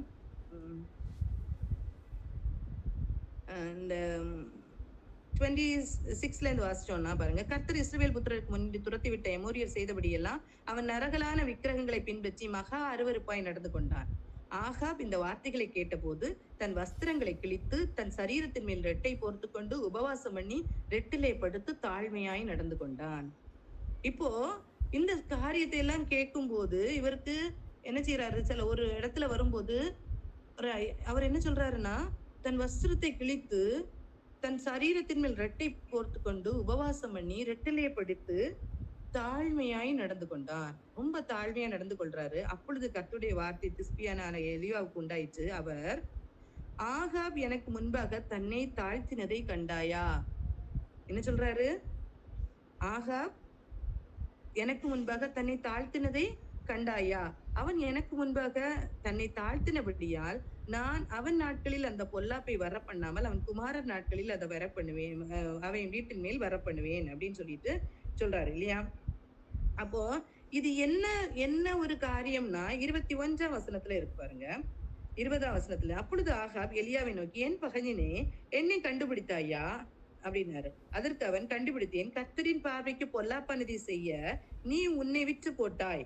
நான் உன்மேல் பொல்லாப்பு வரப்பண்ணி உன் சந்ததியை அழித்து போட்டு ஆகாப்புக்கு சுவரில் நீர்விடும் ஒரு நாயாகிலும் இராதபடிக்கு இஸ்ரவேலில் அடைபட்டவனையும் விடுபட்டவனையும் சங்கரித்து நீ எனக்கு கோபம் உண்டாக்கின இஸ்ரவேலை பாவம் செய்ய பண்ணினது நிமித்தம் உன்னுடைய குடும்பத்தை நேபாத்தின் குமாரனாகிய ரோபயாமின் குடும்பத்துக்கும் அகியாவின் குமாரனாகிய பாஷாவின் குடும்பத்திற்கும் சமமாக்குவேன் என்றார் என்று சொன்னான். ஏசபேலையும் குறித்து கர்த்தர், நாய்கள் இஸ்ரவேலின் மதில்கள் அறிய தின்னும், ஆகாபின் சன்னதியில் பட்டணத்திலே சாகிறவன் நாய்களும் வெளியில் சாகிறவனே ஆகாயத்து பறவைகளும் தின்னும் என்றார். அப்போ இந்த காரியத்தை கேட்ட உடனேயே ஆகாப் என்ன செய்யறாரு? தன்னுடைய வஸ்திரத்தை கிழித்து கொண்டு ரெட்டை உடித்து கொண்டு சரீரத்துல ரெட்டை போட்டுக்கொண்டு உபவாசம் பண்ணி ஜெபிக்கிறார். இதுதான். அப்போ ஆகாப் தன்னுடைய தவறை உணர்ந்து கொள்கிறார். இந்த சாபம் எல்லாம் உனக்கு வரும் அப்படின்னு சொன்ன உடனே அவ்வளவுத்துக்கு தன்னை தாழ்த்தி கொள்றாரு. தன்னை தாழ்த்தி ஜெபிக்கும் போது ஆகாபுக்கு கர்த்தர் இறங்குறாரு. கர்த்தர் சொன்ன அந்த வார்த்தை தான் ரொம்ப ஒரு அழகான ஒரு வார்த்தை. அவர் அழகா சொல்லுவாரு, ஆகாப் எனக்கு முன்பாக தன்னை தாழ்த்தினதை கண்டாயா? எலியாட்ட சொல்றாரு, ஆகாப் தனக்கு முன்பாக தன்னை தாழ்த்தினதை கண்டாயா? அப்ப அந்த தாழ்த்தி ஜெபிக்கும் போது கர்த்தருக்கு எவ்வளவு ஒரு சந்தோஷமா இருக்கும் இல்லையா? நம்ம தப்பு பண்ணிட்டோம், எந்த எக்ஸ்டென்ட்லயும் தப்பு பண்ணிட்டோம். ஆனா கர்த்தரிடத்துல தாழ்த்தி கேட்கும் போது அவருக்கு அவ்வளவு சந்தோஷம். ஆகாப் எனக்கு முன்பாக தன்னை தாழ்த்தினதை கண்டாயா? அவன் எனக்கு முன்பாக அப்போ அந்த உண்மையான தாழ்த்துதல் அவன் மனதுக்குள்ளாலே இருந்திருக்கு. அவனுக்கு மனதுக்குள்ளாலேந்தே அவன் தாழ்த்தி இருக்கிறான் தன்னை. அதனாலதான் கர்த்தர் இப்படி சொல்றாரு. கர்த்தர் நம்ம இருதயத்தை பார்க்கிற தேவன் இல்லையா? நம்ம வெளியரங்கமா சொல்ற காரியம் அல்ல, இருதயத்தை பார்த்திருக்கிறார் கர்த்தர். பார்த்துட்டு தான் சொல்றாரு, அவன் எவ்வளவு அழகா என்ன தாழ்த்து நம்பத்தியா அப்படின்னு சொல்லிட்டு, அவனுடைய காலத்துல நான் வர பண்ணல, அவனுடைய குமாரின் நாட்கள்ல இதை வர பண்ணுவேன் அப்படின்னு சொல்லிட்டு கர்த்தர் வந்து சொல்றாரு. அப்போ நாம் நம்முடைய பாவங்களை உணர்ந்து நாம் நம்மை தாழ்த்துவோமானால், கண்டிப்பா நாம் தாழ்த்துவோமானால் கர்த்தரிடத்திலிருந்து நம்ம என்ன செய்வோம்? அந்த ஒரு இரக்கத்தை நாம் பெற்றுக்கொள்ள முடியும். சரியா? இரக்கத்தை பெற்றுக்கொள்ள முடியும். அடுத்தது நம்ம ஒரு காரியத்தை பார்ப்போம். மனாசே 2 ராஜாக்கள் 20ஆம் அதிகாரம் இதை எடுத்துக்கொள்ளலாம். 2 ராஜாக்கள் 20ஆம் அதிகாரம். இதுல நமக்கு எசேக்கியா ராஜாவை குறித்து ரொம்ப நல்லா தெரியும். எசேக்கியா ராஜா யூத ராஜாக்கள்ல ஒரு நல்ல ராஜா, இஸ்ரவேலை நல்ல அரசாட்சி செய்த ஒரு ராஜா இல்லையா? எல்லாருக்கும் தெரியும், நல்ல காரியங்களை எல்லாம் செஞ்சார் இந்த இஸ்ரவேலின் இந்த எசேக்கியா ராஜா. அப்போ அவருக்கு என்ன ஆகுதுன்னா, அவருக்கு நோய் வந்துருது, எல்லாருக்கும் தெரியும். அப்ப நோய் வந்த உடனே அவர் ஆண்டவரை நோக்கி கூப்பிடுறாரு. கூப்பிட்ட உடனே அவருடைய நீதியெல்லாம் சொல்றாரு, நான் இப்படி எல்லாம் செஞ்சேனேன்னு சொல்றாரு. அப்படியே நீதி, இப்போ அவருடைய நல்ல காரியத்தை நான் சொல்ல வரல, நிறைய காரியங்கள் அப்படியே உண்மையிலே ரொம்ப நல்ல ராஜா. பஸ்கா மறந்திருந்த காரியங்கள், நிறைய காரியங்கள், பாரம்பரியங்களை உடைத்து போட்டது, நிறைய காரியங்களை அவர் செய்வாரு. அவருடைய காலத்துல நிறைய காரியங்களை செய்வாரு. அவருடைய நீதியெல்லாம் சொல்லி அவர் ஜெபிக்கிறாரு. ஜெபிக்கும் போது கர்த்தரும் இறங்கி அவருக்கு 15 வருடத்தை கூட்டி கொடுக்கிறாரு அப்படிங்கிறத நம்ம பார்க்கணும் இல்லையா? ஆனா இவர் என்ன செய்யறாருன்னா, அவருடைய வீழ்ச்சி எங்க கொடுத்திருக்குன்னா 2 நாளாகமும் 32ஆம் அதிகாரத்துல சொல்லப்பட்டிருக்கும். எசேக்கியா ராஜாவோட வீழ்ச்சி 2 நாளாகவும் 32ஆம் அதிகாரத்துல சொல்லப்பட்டிருக்கும். 2 நாளாகவும் 32 24 முதல் 31 வரைக்கும் உள்ள வசனத்துல சொல்லப்பட்டிருக்கும். எசேக்கியாவின் வீழ்ச்சி சொல்லப்பட்டிருக்கும். அப்போ இவர் ரொம்ப நல்ல ராஜாவா இருந்துட்டு இவர் என்ன செய்வார்னா, ஒரு இடத்துல மனமேட்டி அம்மையாவார். 25ஆம் வசனத்துல சொல்லியிருக்கோம், எசேக்கியா தனக்கு செய்யப்பட்ட உபகாரத்திற்காய் தக்கதாய் நடவாமல் மனமேட்டிமையானான். அவன் மனமேட்டிமையானான். அப்போ அவர் செய்த ஒரு தவறு என்னன்னா, எசேக்கியா ராஜா பலகீனப்பட்டு இருக்கும் போது அதுல இருந்து விடுதலை பெற்றுக் கொள்கிறாரு. இந்த விடுதலை பெற்றுக்கொண்ட பிறகு இவர் எப்படி வியாதிப்பட்டார் அப்படிங்கிறத பார்க்க புறஜாதை ராஜாக்கள் என்ன செய்யறாங்க, இங்க வருகிறாங்க. வரவங்க கிட்ட இவர் என்ன சொல்லியிருக்கணும்? எசேக்கியா ராஜா என்ன சொல்லியிருக்கணும் ஆக்சுவலா, எனக்கு இப்படிப்பட்ட பலகீனம் இருந்துச்சு, நான் ஆண்டவர்கிட்ட கேட்டேன், ஆண்டவர் இறங்கி எனக்கு இந்த 15 இயர்ஸ கூட்டி கொடுத்தாரு, எனக்கு அதுக்கு அடையாளத்தை தந்தாரு. அடையாளம்னா அது பெரிய ஒரு அடையாளம் இல்லையா? அந்த அடையாளத்தையும் கொடுத்தாரு. இந்த அடையாளத்தை பெற்றுக்கொண்டு நான் இப்ப வந்திருக்கேன். அதுக்கப்புறம் ஆண்டவர் எனக்கு நிறைய கிருபைகளை கொடுத்தனால நான் என்னுடைய ராஜ்யத்தை எல்லாம் நான் கெட்டி இருக்கேன் இப்படின்னு அவர் சொல்லியிருக்கணும். ஆனா இவருடைய மனமேட்டி நிமித்தம் இவர் என்ன செய்யறாருன்னா, அங்க இருந்து அவருடைய எல்லா காரியத்தையும் துறந்து மத்த ஜனங்களுக்கு காட்டி கொடுக்கிறாரு. அவருடைய அந்த ராஜாங்கத்துல அவரு காட்டாத எந்த ஒரு காரியமும் இல்லைன்னு சொல்ற அளவுக்கு அவர் என்ன செய்யறாரு, எல்லாத்தையும் திறந்து காட்டி கொடுக்குறாரு. அப்போ அவர் சொல்றாரு, அப்போ எசேக்கியா தீர்க்கதரிசியை திருப்பி கர்த்தர் அனுப்பி சொல்றாரு, நீ எது காமிச்சு கொடுத்தியோ எல்லாமே என்ன செய்து போகும், ஒரு நாள் சிறைப்பட்டு போகும் அப்படின்னு சொல்றாரு. போகும் அப்படின்னு சொல்லும் போது அவர் சொல்லுவாரு, இது என் நாட்களில் நடக்காதபடிக்கு, இது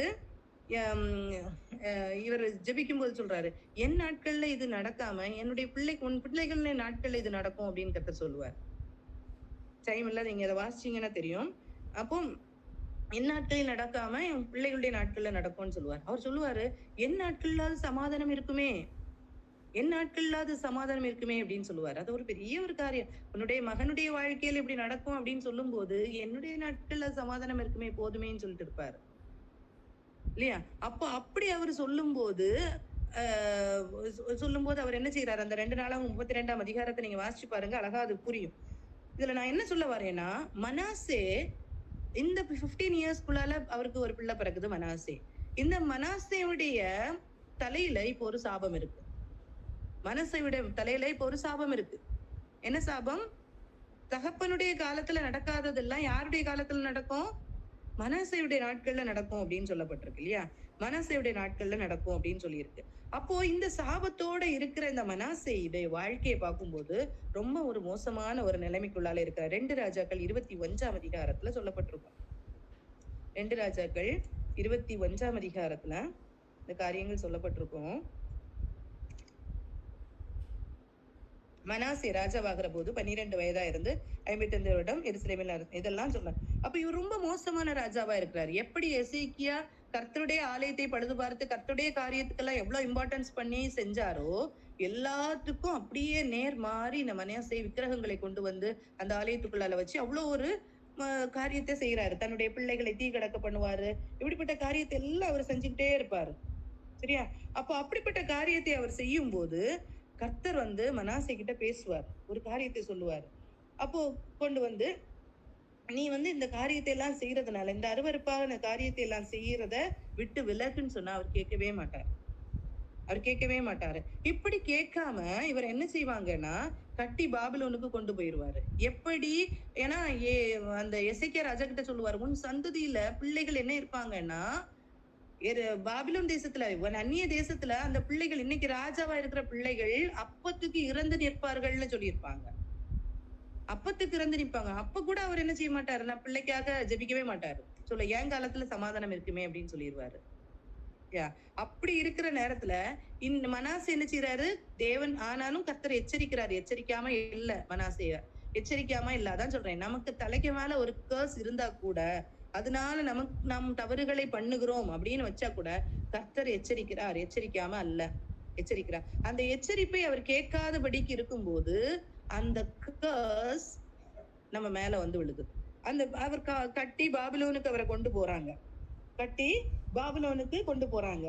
அப்படி கொண்டு போகப்படும் போது அவர் என்ன செய்யறாருன்னா, அங்க போய் அவர் நெருக்கப்படும் போது அவர் என்ன செய்யறாருன்னா ஆண்டவரை நோக்கி பார்க்கிறாரு. ஆண்டவரை நோக்கி பார்க்கிறாரு. ஆண்டவரை நோக்கி பார்க்கும்போது ஆண்டவர் என்ன செய்யறாரு, மனதிறங்கி அவரை திரும்ப எருசலேமின் ஆலயத்துக்கு கொண்டு வர்றார். திரும்ப எருசலேமுக்கு கொண்டு வந்து அவரை ராஜாவாக்குறாரு, தன்னை உணர்ந்து கொள்கிறார். அப்போ மனாசேயும் தன்னை உணர்ந்து கொள்ளும் போது கர்த்தர் என்ன செய்யறாரு, அதை ஏற்றுக்கொள்ளும். இதே தான் நான் சொல்றேன். நம்முடைய நான் என்ன சொல்ல வரேன்னா, நம்முடைய பெற்றோரிடத்திலிருந்து ஆசீர்வாதம் வரும்போது நமக்கு சந்தோஷமா இருக்கும்.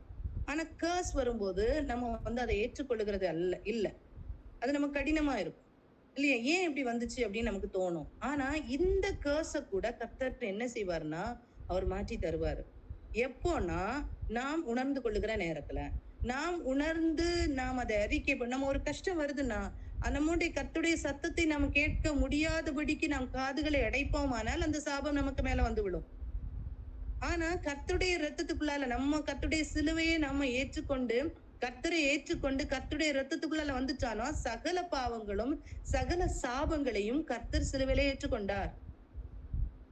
அந்த நம்பிக்கையை நாம் பெற்றுக்கொள்ள வேண்டும். அந்த நம்பிக்கையை நாம் பெற்றுக்கொள்ள வேண்டும். அந்த நம்பிக்கை நமக்குள்ளால இருக்கணும். அதனால என்னுடைய பெற்றோர்னால வந்த சாபம், என்னுடைய பெற்றோர்னால வந்த பாவம் அப்படின்னு சொல்லிட்டு இருக்கிறதுக்குள்ள நான் என்னைக்கு ஆண்டவரை ஏற்றுக்கொண்டு ஆண்டவருடைய அந்த ரத்தத்துக்குள்ளால வர்றோமோ, நாம் அப்படி வந்து விட்டா கண்டிப்பா அந்த சாபம் முறிக்கப்பட்டு போகும். அந்த சாபம் முறிக்கப்பட்டு போகும். சரியா? அப்போ நம்ம அந்த இதுல நாம் ரிப்பெண்ட் பண்ணணும். கண்டிப்பா தனி மனிதனுடைய ரிப்பெண்டன்ஸ் முக்கியமானதா தான் நான் சொல்ல வரேன். தனி மனிதன் ரிப்பெண்ட் பண்ணும்போது கண்டிப்பாக நம்ம என்ன செய்ய முடியும், அதை பெற்றுக்கொள்ள முடியும். சரியா?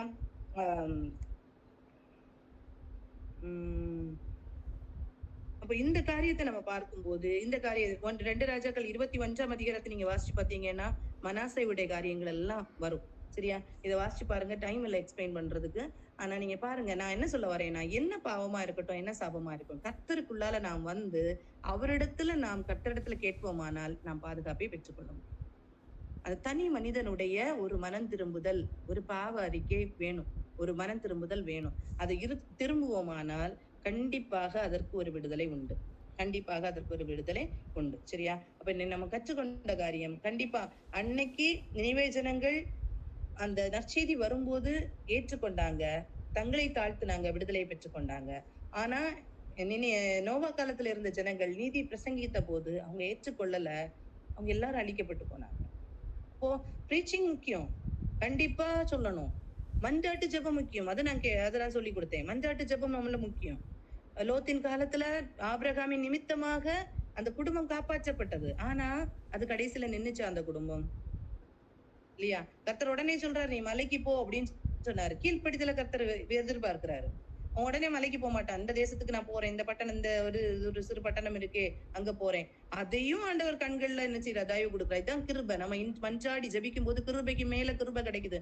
லோத்துக்கு எத்தனையோ கிருபைகளை கொடுக்கிறாரு. ஆனா லோத்து என்ன செய்யல? அந்த கிருபை எல்லாம் வீணடித்து போட்டார். அந்த கிருபை எல்லாம் வீணடித்து போட்டார். முடிவு மோசமா போயிடுச்சு. ஆனா தனி மனிதனுடைய ரிப்பண்டன்ஸ், ஒரு மனுஷனும் தான் ரிப்பன் பண்ணும்போது கர்த்தருடைய இருதயம் அவ்வளவுத்துக்கு இறங்கி வரும். அவ்வளவுத்துக்கு இறங்கி வரும். அப்படிப்பட்ட ஒரு ரிப்பண்டன்ஸ் நமக்கு முன்னால நமக்கு இருக்கணும். ஒவ்வொருவருக்காக நம்ம ஜெபமானவும் கடமைப்பட்டிருக்கிறோம். அதே நேரத்துல நமக்காக ஜெபம் நம்ம இன்னைக்கு கண்டிப்பா இருக்கிறோம்னா நமக்காக ஒரு காஸ்பல் சொல்லப்பட்டது. நம்ம கேட்க வச்சார் ஆண்டவர். ஆண்டவருடைய கிருபை நமக்கு கிடைச்சதுனாலதான் இன்னைக்கு நம்ம இந்த இடத்துல வந்து உட்கார்ந்துருக்கோம். நம்ம இருக்கிற நாம் கர்த்தரிடத்துல இருந்து இன்னும் பிளஸிங்ஸை பெற்றுக்கொள்ளணும்னா, கர்த்தருக்கு பிரியமானவர்கள் அப்படிங்கிற காரியமும் கர்த்தரிடத்துல இருந்து அந்த பாதுகாப்பையும் நாம் பெற்றுக்கொள்ளணும்னா நாம் கண்டிப்பா மற்றவர்களுக்காக ஜெபிக்க கடமைப்பட்டிருக்கிறோம். கண்டிப்பாக நாம் ஜெபிக்க கடமைப்பட்டிருக்கிறோம். அதுக்கப்புறம் அதுக்கு மேலாக என்ன வேணும்? தனி மனிதனுடைய ஒரு ரிப்பண்டன்ஸ் வேணும். ஒரு மனம் திரும்புதல் வேணும். நாம் தனிப்பட்ட விதத்துல கர்த்தரோடு கண்டிப்பா நம்ம என்ன செய்யணும்? நம்முடைய பாவ அறிக்கையை செய்து நாம் விடுதலையை பெற்றுக்கொள்ள வேண்டும். அது நிச்சயமான ஒரு காரியமாக இருக்கிறது. சரியா? நம்ம எல்லாரும் ஆண்டவரத்துல ஒப்பு கொடுத்து நம்ம ஜெபிக்கலாமா? நம்ம 2 வாரமா இந்த காரியங்களை கற்றுக்கொள்கிறோம் இல்லையா? எவ்வளவுத்துக்கு நம்ம நற்செய்தியை அறிவிக்கிறோம்? எல்லாரும் நம்மளையே நம்ம ஆராய்ந்து பார்க்கலாமா? நாம் எப்படி பெற்றுக்கொண்ட இந்த காஸ்பல, நாம் பெற்றுக்கொண்ட இந்த நல்ல செய்தியை நம்ம மற்றவர்களுக்கு எத்தனை பேருக்கு சொல்லியிருக்கோம்? நான் போன வாரமே இதான் கேட்டேன். எத்தனை பேருக்கு சொல்லியிருக்கோம்? நாம் அறிந்து கொண்டதை, நாம் உணர்ந்து கொண்டதை எத்தனை பேருக்கு நம்ம சொல்லியிருக்கோம்? அந்த சொல்லணுமா அப்படின்னு கேட்டா கண்டிப்பா சொல்லணும். நியாய தீர்ப்பை குறித்து கண்டிப்பா சொல்லணும். அவங்க ஏற்றுக்கொள்ளலனாலும் தேவனுடைய ராஜ்யத்துக்கு அடுத்த காரியங்கள் இப்படி தேவனுடைய ராஜ்யம் சமீபமா இருக்கிறது அப்படிங்கிறத சொல்லி கொடுக்கணும். சொல்லி கொடுத்தா நான் சொல்லலாம், என்னுடைய கை சுத்தமா இருக்கிறதுன்னு சொல்லலாம். கர்த்தர் நம்ம கிட்ட கணக்கு கேட்க மாட்டார். ஒரு காரியத்தை சொல்லு, அத நிறைய இடத்துல சொல்லியிருப்பார். நீ சொல்லு, கேட்டா ஓகே, கேட்காம போனா அந்த பாவம் அவங்கள வந்து சேரும். நீ சொல்லலைன்னா அந்த பாவம் முன்னிடத்துல வந்து சேரும். கர்த்தர் உணர்த்தியும் நாம் சொல்லாம இருப்போமானால் அந்த பாவம் நமக்கு மேல வந்து சுமரும். நாம் சொல்லி கேட்கலன்னா அந்த பாவம் அவங்களுக்கு மேல இருக்கும். நாம் சொல்ல கடமைப்பட்டிருக்கிறோம். நாம் சொல்ல கடமைப்பட்டிருக்கிறோம். எப்பனாலும் எப்போ நம்ம தான் ஃபர்ஸ்ட் நம்ம சொல்லணும். காஸ்பல் எப்ப சொல்லணும்? சமயம் வாய்த்தாலும் வாய்க்காவிட்டாலும் அந்த திருவசனத்தை நாம் என்ன செய்யணும்? போதிக்கணும். கண்டிப்பா சொல்லணும். தேவனுடைய ராஜ்யத்தை குறித்ததான அந்த நியாய தீர்ப்பை குறித்து சொல்லணும். கண்டிப்பா நான் இப்படி சொல்லுகிறவர்களா இருக்கிறோமா? 2வது மஞ்சாடி ஜெபிக்கிறவர்களா இருக்கிறோமா? ஆபிரகாம் தன்னுடைய குடும்பத்துக்காக மஞ்சாடி. நம்ம இன்னைக்கு நம்ம குடும்பத்துக்காக மஞ்சாடி ஜெபிக்கிறோமா? நாம் பெற்றுக்கொண்ட ரட்சிப்பை நம்முடைய குடும்பத்துல உள்ளவர்கள் எல்லாம் பெற்றுக்கொண்டிருக்கிறார்களா? இல்லையே. யோசிச்சு பாருங்க. நம்ம குடும்பத்துல உள்ள எல்லாரும் இதே மாதிரி ஆண்டவருக்குள்ளால இருக்கிறாங்களா? ஆண்டவருக்குள்ளால வந்துட்டாங்களா? எத்தனை விதண்டாவாத பேச்சுக்கள் உண்டு தெரியுமா குடும்பத்துல? எவ்வளவு காரியங்கள் உண்டு தெரியுமா? ஆண்டவருக்கு கீழ்ப்படியாத காரியங்கள் உண்டு தெரியுமா? என்னுடைய கைபலமும் என்னுடைய சாமர்த்தியம் இதை செய்தது என்று சொல்லி கர்த்தரை ஸ்தோத்திரிக்காமலும் துதியாமலும் இருந்த ஜனங்கள். அந்த ரோமர் 1:21 அந்த வசனத்தை நீங்க வாசிச்சு பாருங்க. அந்த வசனம் மறக்கவே கூடாது. அவர்கள் தேவனை அறிந்தும் தேவனை ஸ்தோத்தரிக்கவும் துதிக்கவும் மனமில்லாதவர்களா இருக்கிறாங்க.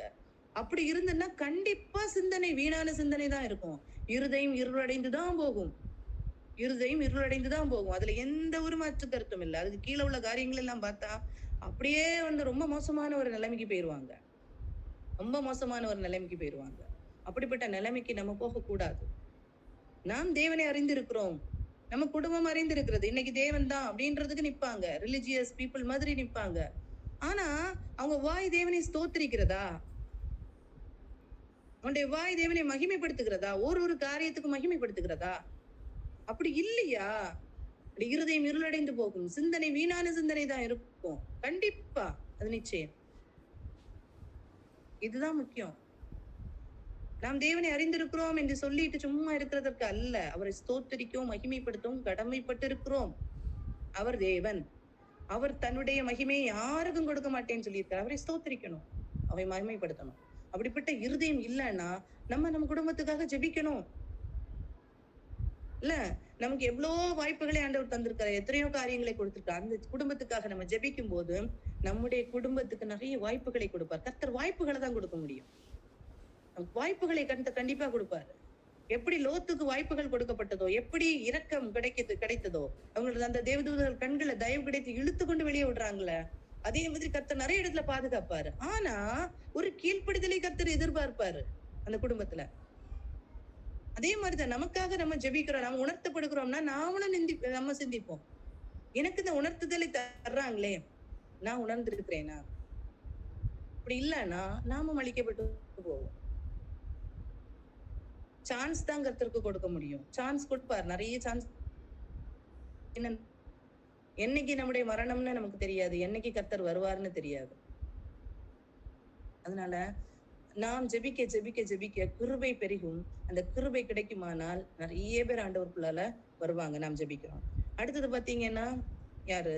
மோசே ஜெபித்தார், இஸ்ரவேல் ஜனங்களுக்காக ஜெபித்தார். சிறைப்பட்ட ஜனங்களுக்காக தாவீது ஜெபித்தாரு. சிறையிலிருந்து விடுதலையாக, சிறைக்கு படாதபடிக்கு வீக்கா இருக்கிற பீப்புளுக்காக, அங்க ஒண்ணுமே இல்லாம இருக்கிற எருசலேம்ல இருக்கிற கஷ்டப்படுகிற மக்களுக்காக இவரு நெகேமியா ஜெபிக்கிறாரு இல்லையா? எசேக்கியேல் இதுல என்ன சொல்லி இருக்கு? சபையில ஜெபிக்கிறாங்க. அப்படி பெருமூச்சு அக்கிரமங்களை பார்த்து பெருமூச்சு விட்டு ஜெபிக்கிற மக்களுடைய நெற்றியில அடையாளம் போடுங்கன்னு சொல்றாரு. இப்படிப்பட்ட பாதுகாப்பை நாமும் பெற்றுக்கொள்ள முடியும். தேவனுக்கு முன்பாக பிரியமானவர்கள் என்று பெற்றுக்கொள்ள நாம் எத்தனை பேர் இன்னைக்கு அந்த நாம இதை பெற்றுக்கொள்ள முடியும்? இந்த பாதுகாப்பு நமக்கு கிடைக்குமா? ஆலயத்திலிருந்து தொடங்குவார் கர்த்தர். நியாய தீர்ப்பை ஆலயத்திலிருந்து தொடங்க. ஏன் தெரியுமா? கர்த்தரை குறித்த காரியம் அதிகம் சொல்லப்படுகிறது, கொடுக்கப்படுகிறது. யார் இடத்துல அதிகம் கொடுக்கப்படுகிறதோ அதிகம் கர்த்தர் எதிர்பார்ப்பார், அதிகம் கர்த்தர் எதிர்பார்ப்பார். இல்ல, நமக்கும் நிறைய காரியங்களை கற்று தருகிறாருல்ல. ஏன் கற்று தருகிறாரு? ஏன் கற்று தருகிறாரு? எத்தனையோ பேருக்கு கிடைக்கலையே இந்த பாக்கியம், எத்தனையோ பேருக்கு கிடைக்கலையே. ஆண்டவரை அறியாதவர்கள் எத்தனையோ பேர் இருக்கிறாங்களே. நம்மளை விட நல்லா இருக்கிற ஜனங்கள் ஆண்டவரை அறியாதபடிக்கு இருக்கிறாங்களே. நல்லா வாழ்றாங்க, நல்லா ஹெல்ப்ஃபுல்லா இருக்காங்க மத்தவங்களுக்கு, உண்மையோடு இருக்கிறாங்க. எத்தனை பேரு உண்மையா இருக்கிறாங்க கிறிஸ்தவர்கள்? நிறைய பேர் அந்த வேலைகள் பண்ற இடத்துல ஒரு சாட்சி இல்லாத வாழ்க்கையை வாழ்றாங்க. ஆனா எத்தனை புறஜாதி மக்கள் நேர்மையா உற்சவமா இருக்கிறவர்கள் இருக்கிறாங்க. ஆனா அவங்க கர்த்தரை அறிய முடியல.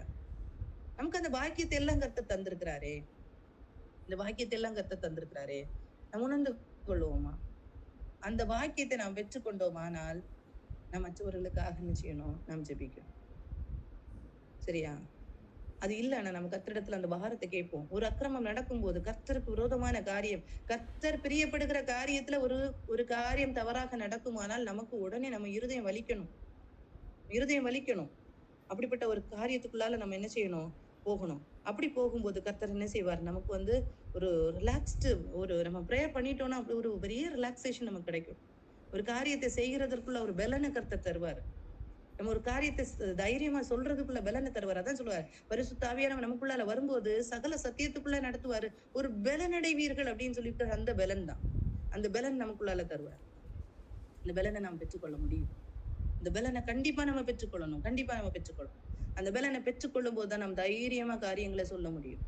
ஏற்றுக்கொள்ளுகிறதும் ஏற்றுக்கொள்ளாததும் அவருடைய கரத்துல உள்ளது, நாம் சொல்லணும். அடுத்தது பார்த்தோம்னா தனி மனித ரிப்பெண்டன்ஸ். நமக்கு அது தேவை. டெய்லி புதுப்பிக்கப்பட்ட ஒரு வாழ்க்கை நமக்கு வேணும். ஒரு புதுப்பிக்கப்பட்ட ஒரு வாழ்க்கை நமக்கு இல்லைன்னா நமக்குள்ளாலேயே ஒரு மேட்டிமை வந்துடும். இந்த எசேக்கியா ராஜா எவ்வளவுத்துக்கு தெரியுமா ஆண்டவருக்காக நின்னாரு? எவ்வளவு காரியங்கள், அதை வாசிச்சு பாத்தீங்கன்னா தெரியும். அவ்வளவு காரியங்கள் செஞ்சிருப்பாரு அந்த கர்த்தருக்காக, அவ்வளவு காரியங்கள் செஞ்சிருப்பாரு. ஆனா கடைசியில அவர் என்ன செய்யறாரு? அப்படியே மேட்டிமையாகி போறாரு. எனக்கு ஒரு ஒரு ப்ரீச்சரோட ஞாபகம் வருது. பால் ஆசிர் லாரி அப்படின்னு சொல்லிட்டு சொல்லுவாங்க, லாரி பிரசங்கியார் அப்படின்னு சொல்லுவாங்க. என்னோட 90s இருக்கும்னு நினைக்கிறேன். அந்த டைம்லயே சொல்லி நான் கேள்விப்பட்டிருக்கேன். அது ரீசெண்டா அவருடைய சாட்சியை நான் கேட்க முடிஞ்சது, அவருடைய காரியத்தை. அந்த அந்த ஊழியக்காரர் அப்படி பயங்கரமான ஒரு ஊழியம் செய்கிற ஒரு ஊழியக்காரரா இருந்தாராம். அவ்வளவு பயங்கரமா ஊழியம் செய்கிற ஒரு ஊழியக்காரரா இருந்தாராம். அவரு ஒரு மீட்டிங்க்கு 6 மணிக்கு அந்த ஸ்டேஜுக்கு போவாருன்னா, 3 மணிக்கே அந்த இடத்துல உள்ள அந்த ஏரியால இருக்கிற பிசாசுகள் எல்லாம் அந்த மைதானத்துல ஆடுமாம். அவ்வளோத்துக்கு பயங்கரமா ஆண்டவருக்காக ஊழியம் செய்த ஒரு பிரசங்கியார் தான் லாரி பிரசங்கியார் அப்படின்னு சொல்லுவாங்க. நான் முன்னாடியே கேட்டிருக்கேன். ஆனா அவருடைய டீட்டெயில்ஸ் எனக்கு தெரியாம இருந்துச்சு. இப்ப லாரி பிரசங்கியார் விழுந்து போயிட்டாரு அப்படின்னு சொல்றது மட்டும் தான் நான் கேட்டிருக்கேன். ஆனா டீட்டெயில்டு காரியம் என்னன்னா, அவர் கடைசியில அவர் சோரம் போய் எப்படி போயிட்டாரான்னு தெரியுமா? எல்லா தேவனும் ஒண்ணுதான்னு சொல்ற அளவுக்கு போயிட்டார். ஒரு பிசாசு பிடித்த எல்லா பீப்புளும் அந்த மைதானத்துல ஆடுகிற அளவுக்கு அவருடைய வல்லமையா கிரியை அவர் மூலமாக நடப்பிக்கப்பட்ட நாட்கள் ஒன்று இருந்தது. அப்படி இருந்தவர் எப்படி நெருங்கி இருந்திருப்பாரு கர்த்தரோட. ஆனா ஒரு நாள் அவருக்குள்ளால மேட்டிமை வந்திருக்கு. ஏன் வந்தது? எப்படி வந்தது? அதுதான் நான் நிற்கிறேன் என்பவன் விழாதபடிக்கு எச்சரிக்கையா இருக்க கடவன். அதனாலதான் ரிப்பெண்டன்ஸ் வேணும். ஆண்டவர்கிட்ட ரிப்பெண்ட் பண்ணணும். நம்ம அந்த ரிப்பெண்டன்ஸ்க்குள்ளால நம்ம வரணும். என்னைக்கும் ஆண்டவர்கிட்ட சொல்லணும், ஆண்டவரே உமக்கு பிரியமானதை செய்ய எனக்கு கற்றுத்தாருங்க ஆண்டவரே. உமக்கு பிரியம் இல்லாததை நான் செய்வேன், ஆனால் எனக்கு அதை உணர்த்தி தாங்க ஆண்டவரேன்னு கேட்கணும். அப்படி இல்லைன்னா நம்முடைய இருதயம் மனமேட்டிமை ஆகி போகும். மனமேட்டிமை ஆகிவார். கடைசியில் என்ன தெரியுமா செஞ்சாரா? ஆண்டவரோட எந்த ரிலேஷன்ஷிப்பும் இல்லாதபடிக்கு இருந்தாரா. அவர் கூட ஊழியம் பார்த்த ஒருத்தர், அண்ணே நீங்க எப்படி இருக்கீங்களே, நமக்கு ஆண்டவர்கிட்ட கேளுங்க, ஒரு வார்த்தை ஆண்டவரேன்னு கூப்பிடுங்க, ஆண்டவருக்கு இறங்குவாரு அப்படின்னு சொன்னா, அப்படியே அப்படி ஒரு ரூம்ல ஜெபத்துக்காக போய் உட்கார்ந்துருந்தா ஃபேனை விரிச்சு பார்த்துக்கிட்டே உட்கார்ந்துருக்காராம். இவர் பிரேயர் பண்ணிட்டே இருக்கிறாரா, நல்லா ஜெபிக்கிறாரா, இவருக்காக ஜெபிக்கிறாராம். இவர் சொல்றாரா, என்னால ஜெபிக்க முடியல, ஜெபிக்க முடியாதுன்னு சொல்றாரு. என்ன முடியல? எனக்கும் ஆண்டவருக்கும் உள்ள உறவு எவ்வளவோ நாள் ஆயிடுச்சு, என்னால முடியல. இதுதான் கர்த்தர் சொல்றாரு. என்னை ருசி பார்த்தும் பரம ஈவுகளை பெற்றுக்கொண்டும் எல்லாவற்றையும் பெற்றுக்கொண்டும் மறுதலித்து போனவர்கள் திரும்பவும் ரட்சிக்கப்படுவது கூடாத காரியம்னு சொல்லியிருப்பாரு. கூடாத காரியம். எந்த ஒரு மேன்மையான ஒரு நிலைக்கு போனாலும், என்ன ஒரு வரங்களை கர்த்தர் தந்திருந்தாலும், என்ன ஒரு ஆசீர்வாதங்கள் வரங்கள்னால நிரப்பி நம்மளை வைத்திருந்தாலும், அந்த டெய்லி ஆண்டவர்கிட்ட ஆண்டவரே நான் செய்யறது சரி, ஏன்னா நம்ம புரிந்து கொள்ள முடியும். கர்த்தருடைய பிரசன்னம் நம்ம கூட இருக்குதா இல்லையாங்கிறத நம்ம புரிந்து கொள்ள முடியும். கண்டிப்பா புரிந்து கொள்ள முடியும். அந்த புரிந்து அதை அனுபவிக்க முடியலன்னா, அந்த பிரச்சனத்தை நம்ம உணர முடியலன்னா, உடனே போன ஆண்டவர்ட்ட, ஆண்டவரே என்ன தப்பு பண்ணேன், ஏதோ பண்ணிருக்கேன் ஆண்டவரே, என்னன்னு சொல்லித்தாங்கன்னு கேட்கும்போது கர்த்தர் உடனே என்ன செய்வார்னா, நமக்கு அதை யோசிச்சு தருவாரு, அதை சொல்லி தருவார், நமக்கு உணர்த்தி தருவார். கண்டிப்பா அந்த ஒரு பிரச்சனத்துக்குள்ளால நாம் இருக்கலனா, ஏன்னா நம்ம மனுஷனா இருக்கும்போது நம்முடைய தவறுகள் நமக்குள்ளால அந்த டெம்டேஷன்ஸ் கடைசி வரைக்கும் வரதான் செய்யும். ஏசு சிலுவையில தொங்கிட்டு இருக்கும் போது சோதனை வந்தது. நீ தேவனுடைய குமாரனானால் இறங்கி வா அப்படின்னு சொல்லிட்டு சோதனைகள் வந்தது. ஆனா அவர் மேற்கொண்டார். அதே போல எப்ப நம்ம பிரசனத்தை விட்டு வெளியில வருகிறோமோ உடனே போகணும். அந்த செட்டைக்குள்ளால போயிடணும். இந்த பிரசனம் இல்லையே நம்ம உணர்ந்து கொள்ளணும். இந்த உணர்வு நமக்குள்ளால வேணும். அவருடைய பிரசனத்தை அனுபவிக்கிறவர்கள் அதை உணர்ந்து கொள்ள முடியும். அதனால்தான் தாவீது சொல்றாரு. ஆண்டவரே உங்களுடைய பரிசுத்த ஆவியை என்னை விட்டு எடுத்துக்கொள்ளாமல் இரும் அப்படின்னு சொல்லிட்டு சொல்றாரு. நம்ம ஆண்டவரை எவ்வளவு ருசி பார்த்திருக்கலாம், எவ்வளவு நன்மைகளை நம்ம பெற்றிருந்திருக்கலாம், எவ்வளவு ஆசீர்வாதத்தை பெற்றிருந்திருக்கலாம், எவ்வளவு அற்புதங்கள் நமக்கு நடந்திருக்கலாம், எவ்வளவு அடையாளங்கள் நமக்கு ஆண்டவர் செஞ்சிருக்கலாம். ஆனா நம்ம மறுதலித்து போகிறதற்கும் டெம்டேஷன்ஸ் நமக்கு வரும். அதுல நம்ம நிற்கணும்னா டெய்லி ஆண்டவரோடு இணைத்து கொள்ளணும். நம்ம தேவனை மகிமைப்படுத்தணும். நம்முடைய சாமர்த்தியத்தினால நம்முடைய கிரியினால எதையும் செய்து முடித்துடலாம் நினைச்சோம்னா முடியாது. கலாத்தியர் புஸ்தகத்துல அழகா சொல்லி இருக்கோம். நியாய பிரமாணம் சுயாதீன பிரமாணம் என்ன அப்படிங்கறது அழகா சொல்லி இருக்கோம். நியாய பிரமாணத்தின்படி நாம் ஆண்டவர்கிட்ட சேரவே முடியாது. செட் ஆஃப் ரூல்ஸை வச்சுட்டு நம்ம ஆண்டவர்கிட்ட சேரவே முடியாது. அதான் நான் சொன்னேன், கர்த்தருக்கும் நமக்கும் இடையில உள்ள அந்த உறவை யாரும் விவரிக்க முடியாத ஒரு உறவு. ஒரு கணவன் மனைவிக்கு இடையில இருக்கிற உறவை யாராலும் விவரிக்க முடியாத ஒரு உறவு. அந்த உறவை நாம் பெற்றுக்கொள்ளணும். அதான் சுயாதீன பிரமாணம். இவ்வளவு ஆண்டவர்கிட்ட அன்பு செலுத்தலாம். காலையில எழும்பி ஜெபம் பண்ணுவேன், நான் இவ்வளவு பைபிள் வாசிப்பேன், இவ்வளவு பண்ணுவேன், இதை பண்ணுவேன். இதெல்லாம் கிரியை. இந்த கிரியையினால நாம் நீதிமானாக்கப்பட முடியவே முடியாது. இவ்வளவு செய்யறேன், அதனால ஐ எம் பெர்ஃபெக்ட்னு சொல்லவே முடியாது. கர்த்தருடைய இரக்கத்தினால் மாத்திரமே, கர்த்தருடைய கிருபையினால் மாத்திரமே நாம் இன்னைக்கு நிலை கொண்டிருக்கிறோம். அப்படி இல்ல நம்ம சொல்ல முடியுமா? கர்த்தருடைய கிருபை இல்லைன்னா எத்தனையோ நல்லவர்கள் இருக்கிறாங்களே, எத்தனையோ மேன்மையானவர்கள் இருக்கிறாங்களே. ஏன் நம்மள ஆண்டவர் தெரிந்து கொள்ளணும்? ஏன் நம்மள தெரிந்து கொள்ளணும்? ஒண்ணும் இல்லையே. நம்ம என்ன செஞ்சோம்? என்ன செஞ்சோம்? உளையான சேற்றுல பஞ்சிகளை போல இருந்தோம். நம்ம என்ன செஞ்சதுனால கர்த்தர் தெரிந்து கொண்டார்? ஆனா கர்த்தருடைய கண்கள்ல கிருபை கிடைத்திருக்குமானால் நாம் பாக்கியவான்கள், நாம் பாக்கியவான்கள். இந்த உணர்வோடு ஆண்டவர்கிட்ட ஒப்பு கொடுத்து தனி மனித அந்த ஆண்டவரோடு ஆண்டவர் சேருகிற ஒரு அனுபவத்தை நாம் பெற்றுக்கொள்ள வேணும். ஜெபிப்போமா? ஸ்தோத்திரம் கர்த்தாவே, ஸ்தோத்திரம் ராஜாவேப்பா, உமக்கு நன்றி தகப்பனே, உமக்கு ஸ்தோத்திரம் ராஜாவே. உடைய அன்புக்காக ஸ்தோத்திரம் அப்பா, உடைய இரக்கத்துக்காக ஸ்தோத்திரம் அப்பா, உடைய நடத்துதல்களுக்காக ஸ்தோத்திரம் ராஜாவே. கற்று தந்தீரே தகப்பனே அப்பா, கற்று தந்த ஒரு காரியத்தையும் அப்பா உடைய கரத்துல நாங்க தருகிறோம் தகப்பனே அப்பா. ஆண்டவரே, எங்கள் வாழ்க்கையில ஆண்டவரை நாங்க பிரயோஜனப்படுத்தி கொள்ள அப்பா நீர் கிருபைகளை தருவீராக ராஜாவே. உமக்கு நன்றி அப்பா, நன்றி தகப்பனே, உமக்கு ஸ்தோத்திரம் ராஜாவே. அப்பா உம்மால் ஆகாத காரியங்கள் ஒன்றுமில்ல தகப்பனே. அநேக காரியங்கள் அப்பா உம்மால் ஆகாத காரியம் ஒன்றுமில்லன்னு சொல்லி அப்பா ஆண்டவரே அப்பா அநேக நன்மைகளை நாங்க பெற்றுக் கொள்கிறோம் தகப்பனே. அதே போல தகப்பனே அப்பா எங்களுடைய இருதயம் ஆண்டவரே உமக்கு நேராக சார்ந்து வருகிறதற்கும் அப்பா எங்களால முடியாது ராஜாவே. அப்பா எங்களை ஒப்பு கொடுக்கப்பா அப்பா உம்முடைய கட்டளைகளின்படி நாங்க நடக்கும்போது அப்பா எங்களை பரிசுத்தமாக்குகிற தேவன் என்று வசனம் சொல்லுதே தகப்பனே. அதே போல ஆண்டவரே அப்பா ஆண்டவரே அந்த பரிசுத்தமாகுதலுக்கு நாங்க ஒப்பு கொடுக்க ஆண்டவரே நீர் எங்களை பரிசுத்தப்படுத்துகிற தேவன் அல்லவோ ராஜாவே. ஆண்டவரே அப்படிப்பட்ட பரிசுத்தத்துக்கு நேராக ஆண்டவரே நாங்க எங்களை ஒப்பு கொடுக்க குருவை தாருங்க ராஜாவே. அந்த கிடைத்த ரட்சிப்பை நாங்க பெற்றுக்கொண்ட நாங்கள் தகப்பனே மற்றவர்களுக்கு அதை அறிவிக்கணுமே தகப்பனே, அறிவிக்கணுமே ராஜாவே. அப்பா ஆண்டவரே கற்றுக் கொடுக்கணுமே தகப்பனேப்பா. அதற்குள்ள தைரியத்தின் கிருபையை நீங்க தங்க ராஜாவே. மற்றவர்களுக்காக ஜெபிக்கிறதற்குள்ள கிருபையை தங்க பாண்டவரே. அப்பா ஒருவேளை எங்க குடும்பத்தின் மக்கள் தகப்பனே அப்பா விதண்டாவாதம் பேசிக்கொண்டு இருக்கலாம் தகப்பனே, எங்க திருச்சபையின் மக்கள் இருக்கலாம் தகப்பனே, எங்க சமுதாயத்தின் மக்கள் இருக்கலாம் தகப்பனே. அப்பா எங்களுடைய வாழ்க்கை அவர்களுக்கு ஒரு சாட்சியாக மாறட்டும் தகப்பனே. எங்களுடைய ஜெபங்கள் அப்பா அவங்களுக்கு கிருபையை இன்னும் கொண்டு வரட்டும் தகப்பனே. பாண்டவரே அப்படிப்பட்ட கிருபை தருவீராக ராஜாவே. உமக்கு நன்றி தகப்பனே, நன்றி ராஜாவே. அப்பா உடைய அன்புக்காக நன்றி அப்பாண்டவரே. நீர் அப்படி இரக்கம் செய்கிற தேவனா இருக்கிறபடியால் நன்றி தகப்பனே பாண்டவரே. உம்மிடத்துல அதிக இரக்கங்கள் உண்டுன்னு ஆண்டவரே வசனம் சொல்லுதே தகப்பனே. அப்பா அந்த இரக்கங்களை ஆண்டவரே நாங்க பெற்றுக்கொள்ளப்பா கிருபைகளை தர வேண்டுமா ஜெபிக்கிறோம் தகப்பனேப்பா. உமக்கு நன்றி நன்றி நன்றி ராஜாவே. பாண்டவர் அந்த இரக்கத்தை நாங்க பெற்றுக்கொள்ளப்பா கிருபை தர வேண்டுமா ஜெபிக்கிறோம் தகப்பனேப்பா. அந்த இரக்கங்கள் எங்களுக்கு கிடைக்கட்டும்ப்பா, எங்க திருச்சபை மக்களுக்கு கிடைக்கட்டும்ப்பா, எங்க சமுதாயத்தின் மக்களுக்கு கிடைக்கட்டும் தகப்பனேப்பா. உமக்கு நன்றி ராஜாவே, நன்றி தகப்பனேப்பா. உமக்கு ஸ்தோத்திரம் ராஜாவே. இன்னும் தகப்பனே அப்பா ஆண்டவரே உம்மால நீதிமான்களாக்கப்பட்ட நாங்கள் அப்பா உம்முடைய கிருபையினால நீதிமான்களாக்கப்பட்ட நாங்கள் தகப்பனே. அப்பா ஆண்டவரே அப்பா கர்த்தாவே உம்மோடு ஐக்கியமாக ஜீவித்தப்பா ஒரு சாட்சி உள்ள வாழ்க்கையை நாங்க வெளிப்படுத்தும் போது அநேகர் அப்பா ஆண்டவரே உம்மிடத்துல ஓடோடி வருவார்களே தகப்பனே, உம்மிடத்துல ஓடோடி வருவார்களே தகப்பனே. அப்பா அந்த ஒரு பாக்கியத்தை எங்களுக்கு நீங்க தர வேண்டுமா ஜெபிக்கிறோம் தகப்பனே. இந்த கூடுகையில இருக்கிற ஒரு பிள்ளைகளையும் உடைய கருத்துல தருகிற தகப்பனே. அப்பா ஆண்டவரே அப்பா எத்தனை வாஞ்சியோடப்பா இந்த இடத்துல வந்து உங்களுடைய சத்தியத்தை கேட்டார்கள் தகப்பனே. அப்பா ஒன்று வீணாத போகாத படிக்கு தகப்பனே, ஒன்று வீணாய் போகாத படிக்கு தகப்பனே. அப்பா ஆண்டவரே நீ கிருபையாக இறங்க வேண்டுமா ஜெபிக்கிறோம் அப்பா, கிருபையாக இறங்க வேண்டுமா ஜெபிக்கிறோம் தகப்பனே. வீணான காரியங்கள் அப்பா ஆண்டவரே சத்ரு ஆண்டவரே இந்த வசனங்களை பொறுக்கி கொள்ளாத படிக்கு தகப்பனே, சத்ரு பொறுக்கி போடாத படிக்கு தகப்பனே. அப்பா ஆண்டவரே நிர்விசாரமாக ஆண்டவரே இந்த காரியத்தை நாங்க விட்டு விடாத படிக்கு தகப்பனே. அப்பா ஒவ்வொருடைய இருதயத்திலும் தகப்பனே ஆழமாக இது பதிந்து விடட்டும் ராஜாவே. அப்பா ஆண்டவரே ஆழமாக பதிந்து விடட்டும்ப்பா. உம்முடைய மெல்லிய சத்தத்தை ஒவ்வொருவரும் கேட்டிருப்பார்கள் என்று விசுவாசிக்கிற தகப்பனே.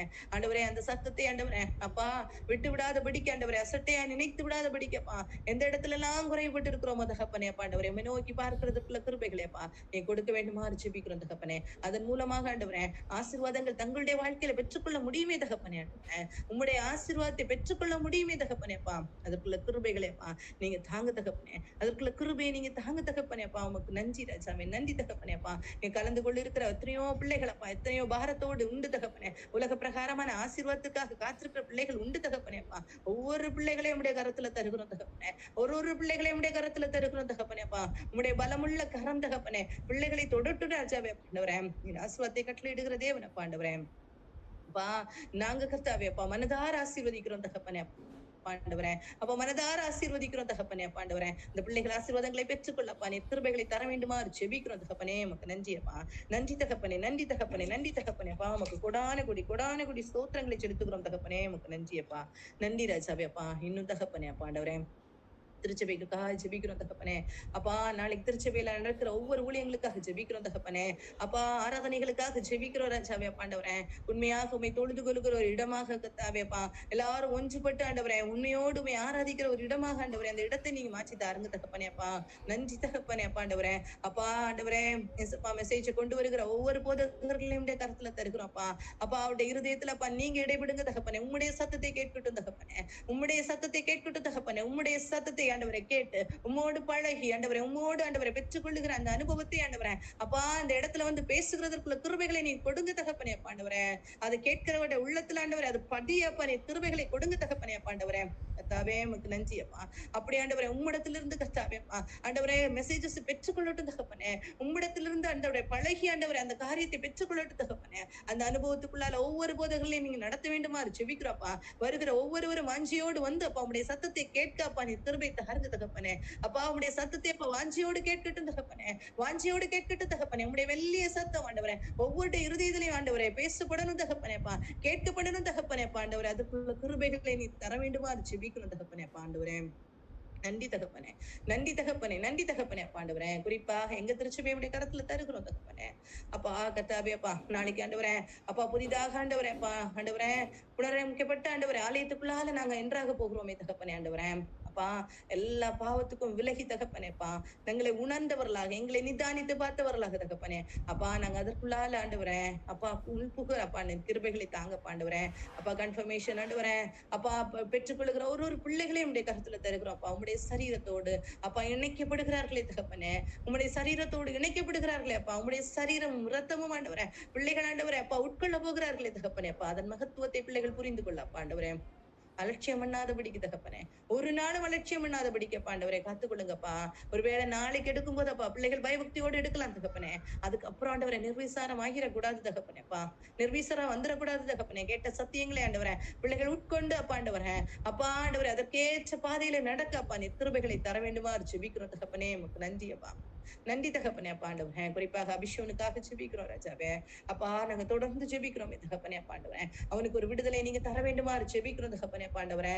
அப்பா ஆண்டவரே கடைசி நாட்கள் ஆண்டவரே அப்பா அற்புதங்கள் அடையாளங்கள் அப்பா வசனம் விருத்தி அடையும் போது நடக்குமே தகப்பனே. அதன் மூலமாக ஆண்டவரே அநேகர் இடத்துல ஓடி வர முடியுமே தகப்பனே அப்பா ஆண்டவரே. எங்க திருச்சபை அப்படிப்பட்ட ஒரு திருச்சபையாக நீங்க மாற்றி தாருங்க தகப்பனே அப்பா. அவனுடைய மூலமாக அப்பா அவனுடைய ஆண்டவரே அந்த விடுதலையை பார்த்து தகப்பனே அநேகர் இடத்துல ஓடி வருகிறதுக்கு ஏதுவான காரியங்கள் இங்க செய்ங்க ராஜாவே அப்பா. உமக்கு நன்றி தகப்பனே அப்பா. நீர் அப்படி செய்ய போற கிருபைகளுக்காக நன்றி செலுத்துகிறோம் அப்பா. நன்றி செலுத்துகிறோம் தகப்பனே. காத்திருக்கிறோம் ராஜாவே அப்பா. விடுதலைக்காக காத்திருக்கிறோம் தகப்பனே அப்பா ஆண்டவரே. இன்னும் தொடர்ந்து ஜெபிக்கிறதுக்குள்ள கிருபைகளை நீ தருகிறீரே அப்பா. சமாதானத்தை தருகிறீரே தகப்பனே அப்பா ஆண்டவரே. உமக்கு நன்றி தகப்பனே. பொறுமையோடு ஜெபிக்கிறதற்கு ஆண்டவரே கிருபைகளை தருகிறீரே அப்பா. அவனை பாதுகாக்கிறதற்கு நல்ல பெற்றோரை கொடுத்திருக்கிறீரே நன்றி தகப்பனே அப்பா. உமக்கு ஸ்தோத்திரம் ராஜாவே அப்பா ஆண்டவரே. அவனுடைய ஆத்மாவே அப்பா ஆண்டவரே உடைய கருத்துல தருகிறோம் அப்பா. அது விலையேறப்பட்டதல்லவோ தகப்பனே. அது விலையேறப்பட்டதல்லவோ தகப்பனே அப்பா ஆண்டவரே. அந்த ஆத்மா உமோடு உடன்படணுமே தகப்பனே அப்பா. அந்த ஆத்மா உமோடு இடைபடணுமே தகப்பனே. அதற்குள்ள ஞாபகத்தை நீர் கொடுப்பீராக ராஜாவே அப்பா ஆண்டவரே. படுக்கையில் இருக்கிற அவனை நீர் தூக்கி விடுகிற தேவன் அல்லவோ தகப்பனே அப்பா ஆண்டவரே. அப்பா 2 வருடத்துக்கு மேலாக அப்பா ஆண்டவரே படுக்கையில இருக்கிறானே ராஜாவே அப்பா. விடுதலை கொடுப்பீராக அப்பா ஆண்டவரே. விடுதலை கொடுப்பீராக அப்பா. அந்த விடுதலை எல்லாம் உமக்கு லேசான காரியம் தகப்பனே அப்பா. 38 வருடமாக ஆண்டவரே அப்பா படுக்கையில இருந்த மகனை விடுவிப்பீரானால் அப்பா ஆண்டவரே. இறந்து போன மகனை அப்பா பாடையை தொட்டு விடுவிப்பீரானால் தகப்பனே அப்பா ஆண்டவரே. இது எமாத்திரம் தகப்பனே அப்பா. உமக்கு லேசான காரியம் தகப்பனே அப்பா. இப்படிப்பட்ட காரியத்தை நாங்க கண்டு அப்பா ஆண்டவரே நீ நேற்றும் இன்றும் என்றும் மாறாதவர் என்று தகப்பனே உணர்ந்து நாங்கள் இன்னுமே மகிமைப்படுத்துகிற விதத்துல தகப்பனே அப்பா காரியங்களை நீ நடத்திப்பிக்க வேண்டுமாறு செபிக்கிற தகப்பனே. உமக்கு நன்றி அப்பா. நன்றி தகப்பனே. எங்களை முற்றிலுமாக தாழ்த்தி உடைய சமூகத்துல தருகிறோம்ப்பா. மீதியான நேரம் முழுவதும் உடைய கரம் கூட இருக்கட்டும்ப்பா. நாளை காலையில அப்பா எழுந்து உமை துதித்து உமை ஆராதித்து அப்பா திருச்சபையில கடந்து சென்று தகப்பனே அப்பா உமக்கு நன்றிகளை செலுத்துவோம் அப்பா ஆண்டவரே. உடைய சத்தத்தை கேட்கும் அப்பா. எங்களுக்கு கிருபைகளை இனி தர வேண்டுமா ஜெபிக்கிறோம். ஒவ்வொருவருடைய உடைய சமூகத்துல தாழ்த்தி தருகிறோம். குறைகள் குற்றங்கள் எல்லாவற்றையும் நீங்க பிரேசுமுல ஜெபத்தை ஏற்றுக்கொள் நல்ல பிதாவே. ஆமென். நாத்துமாவே கர்த்தரை ஸ்தோத்ரி. என் முழு உலமே உடைய பரிசுத்த நாமத்தை ஸ்தோத்ரி. நாத்துமாவே கர்த்தரை ஸ்தோத்ரி. கர்த்தர் செய்த சகல உபகாரங்களை மறவாதே. ஆமென். ஆண்டவருடைய சத்தியத்தை நாம் கேட்டிருக்கிறோம். ஆண்டவர்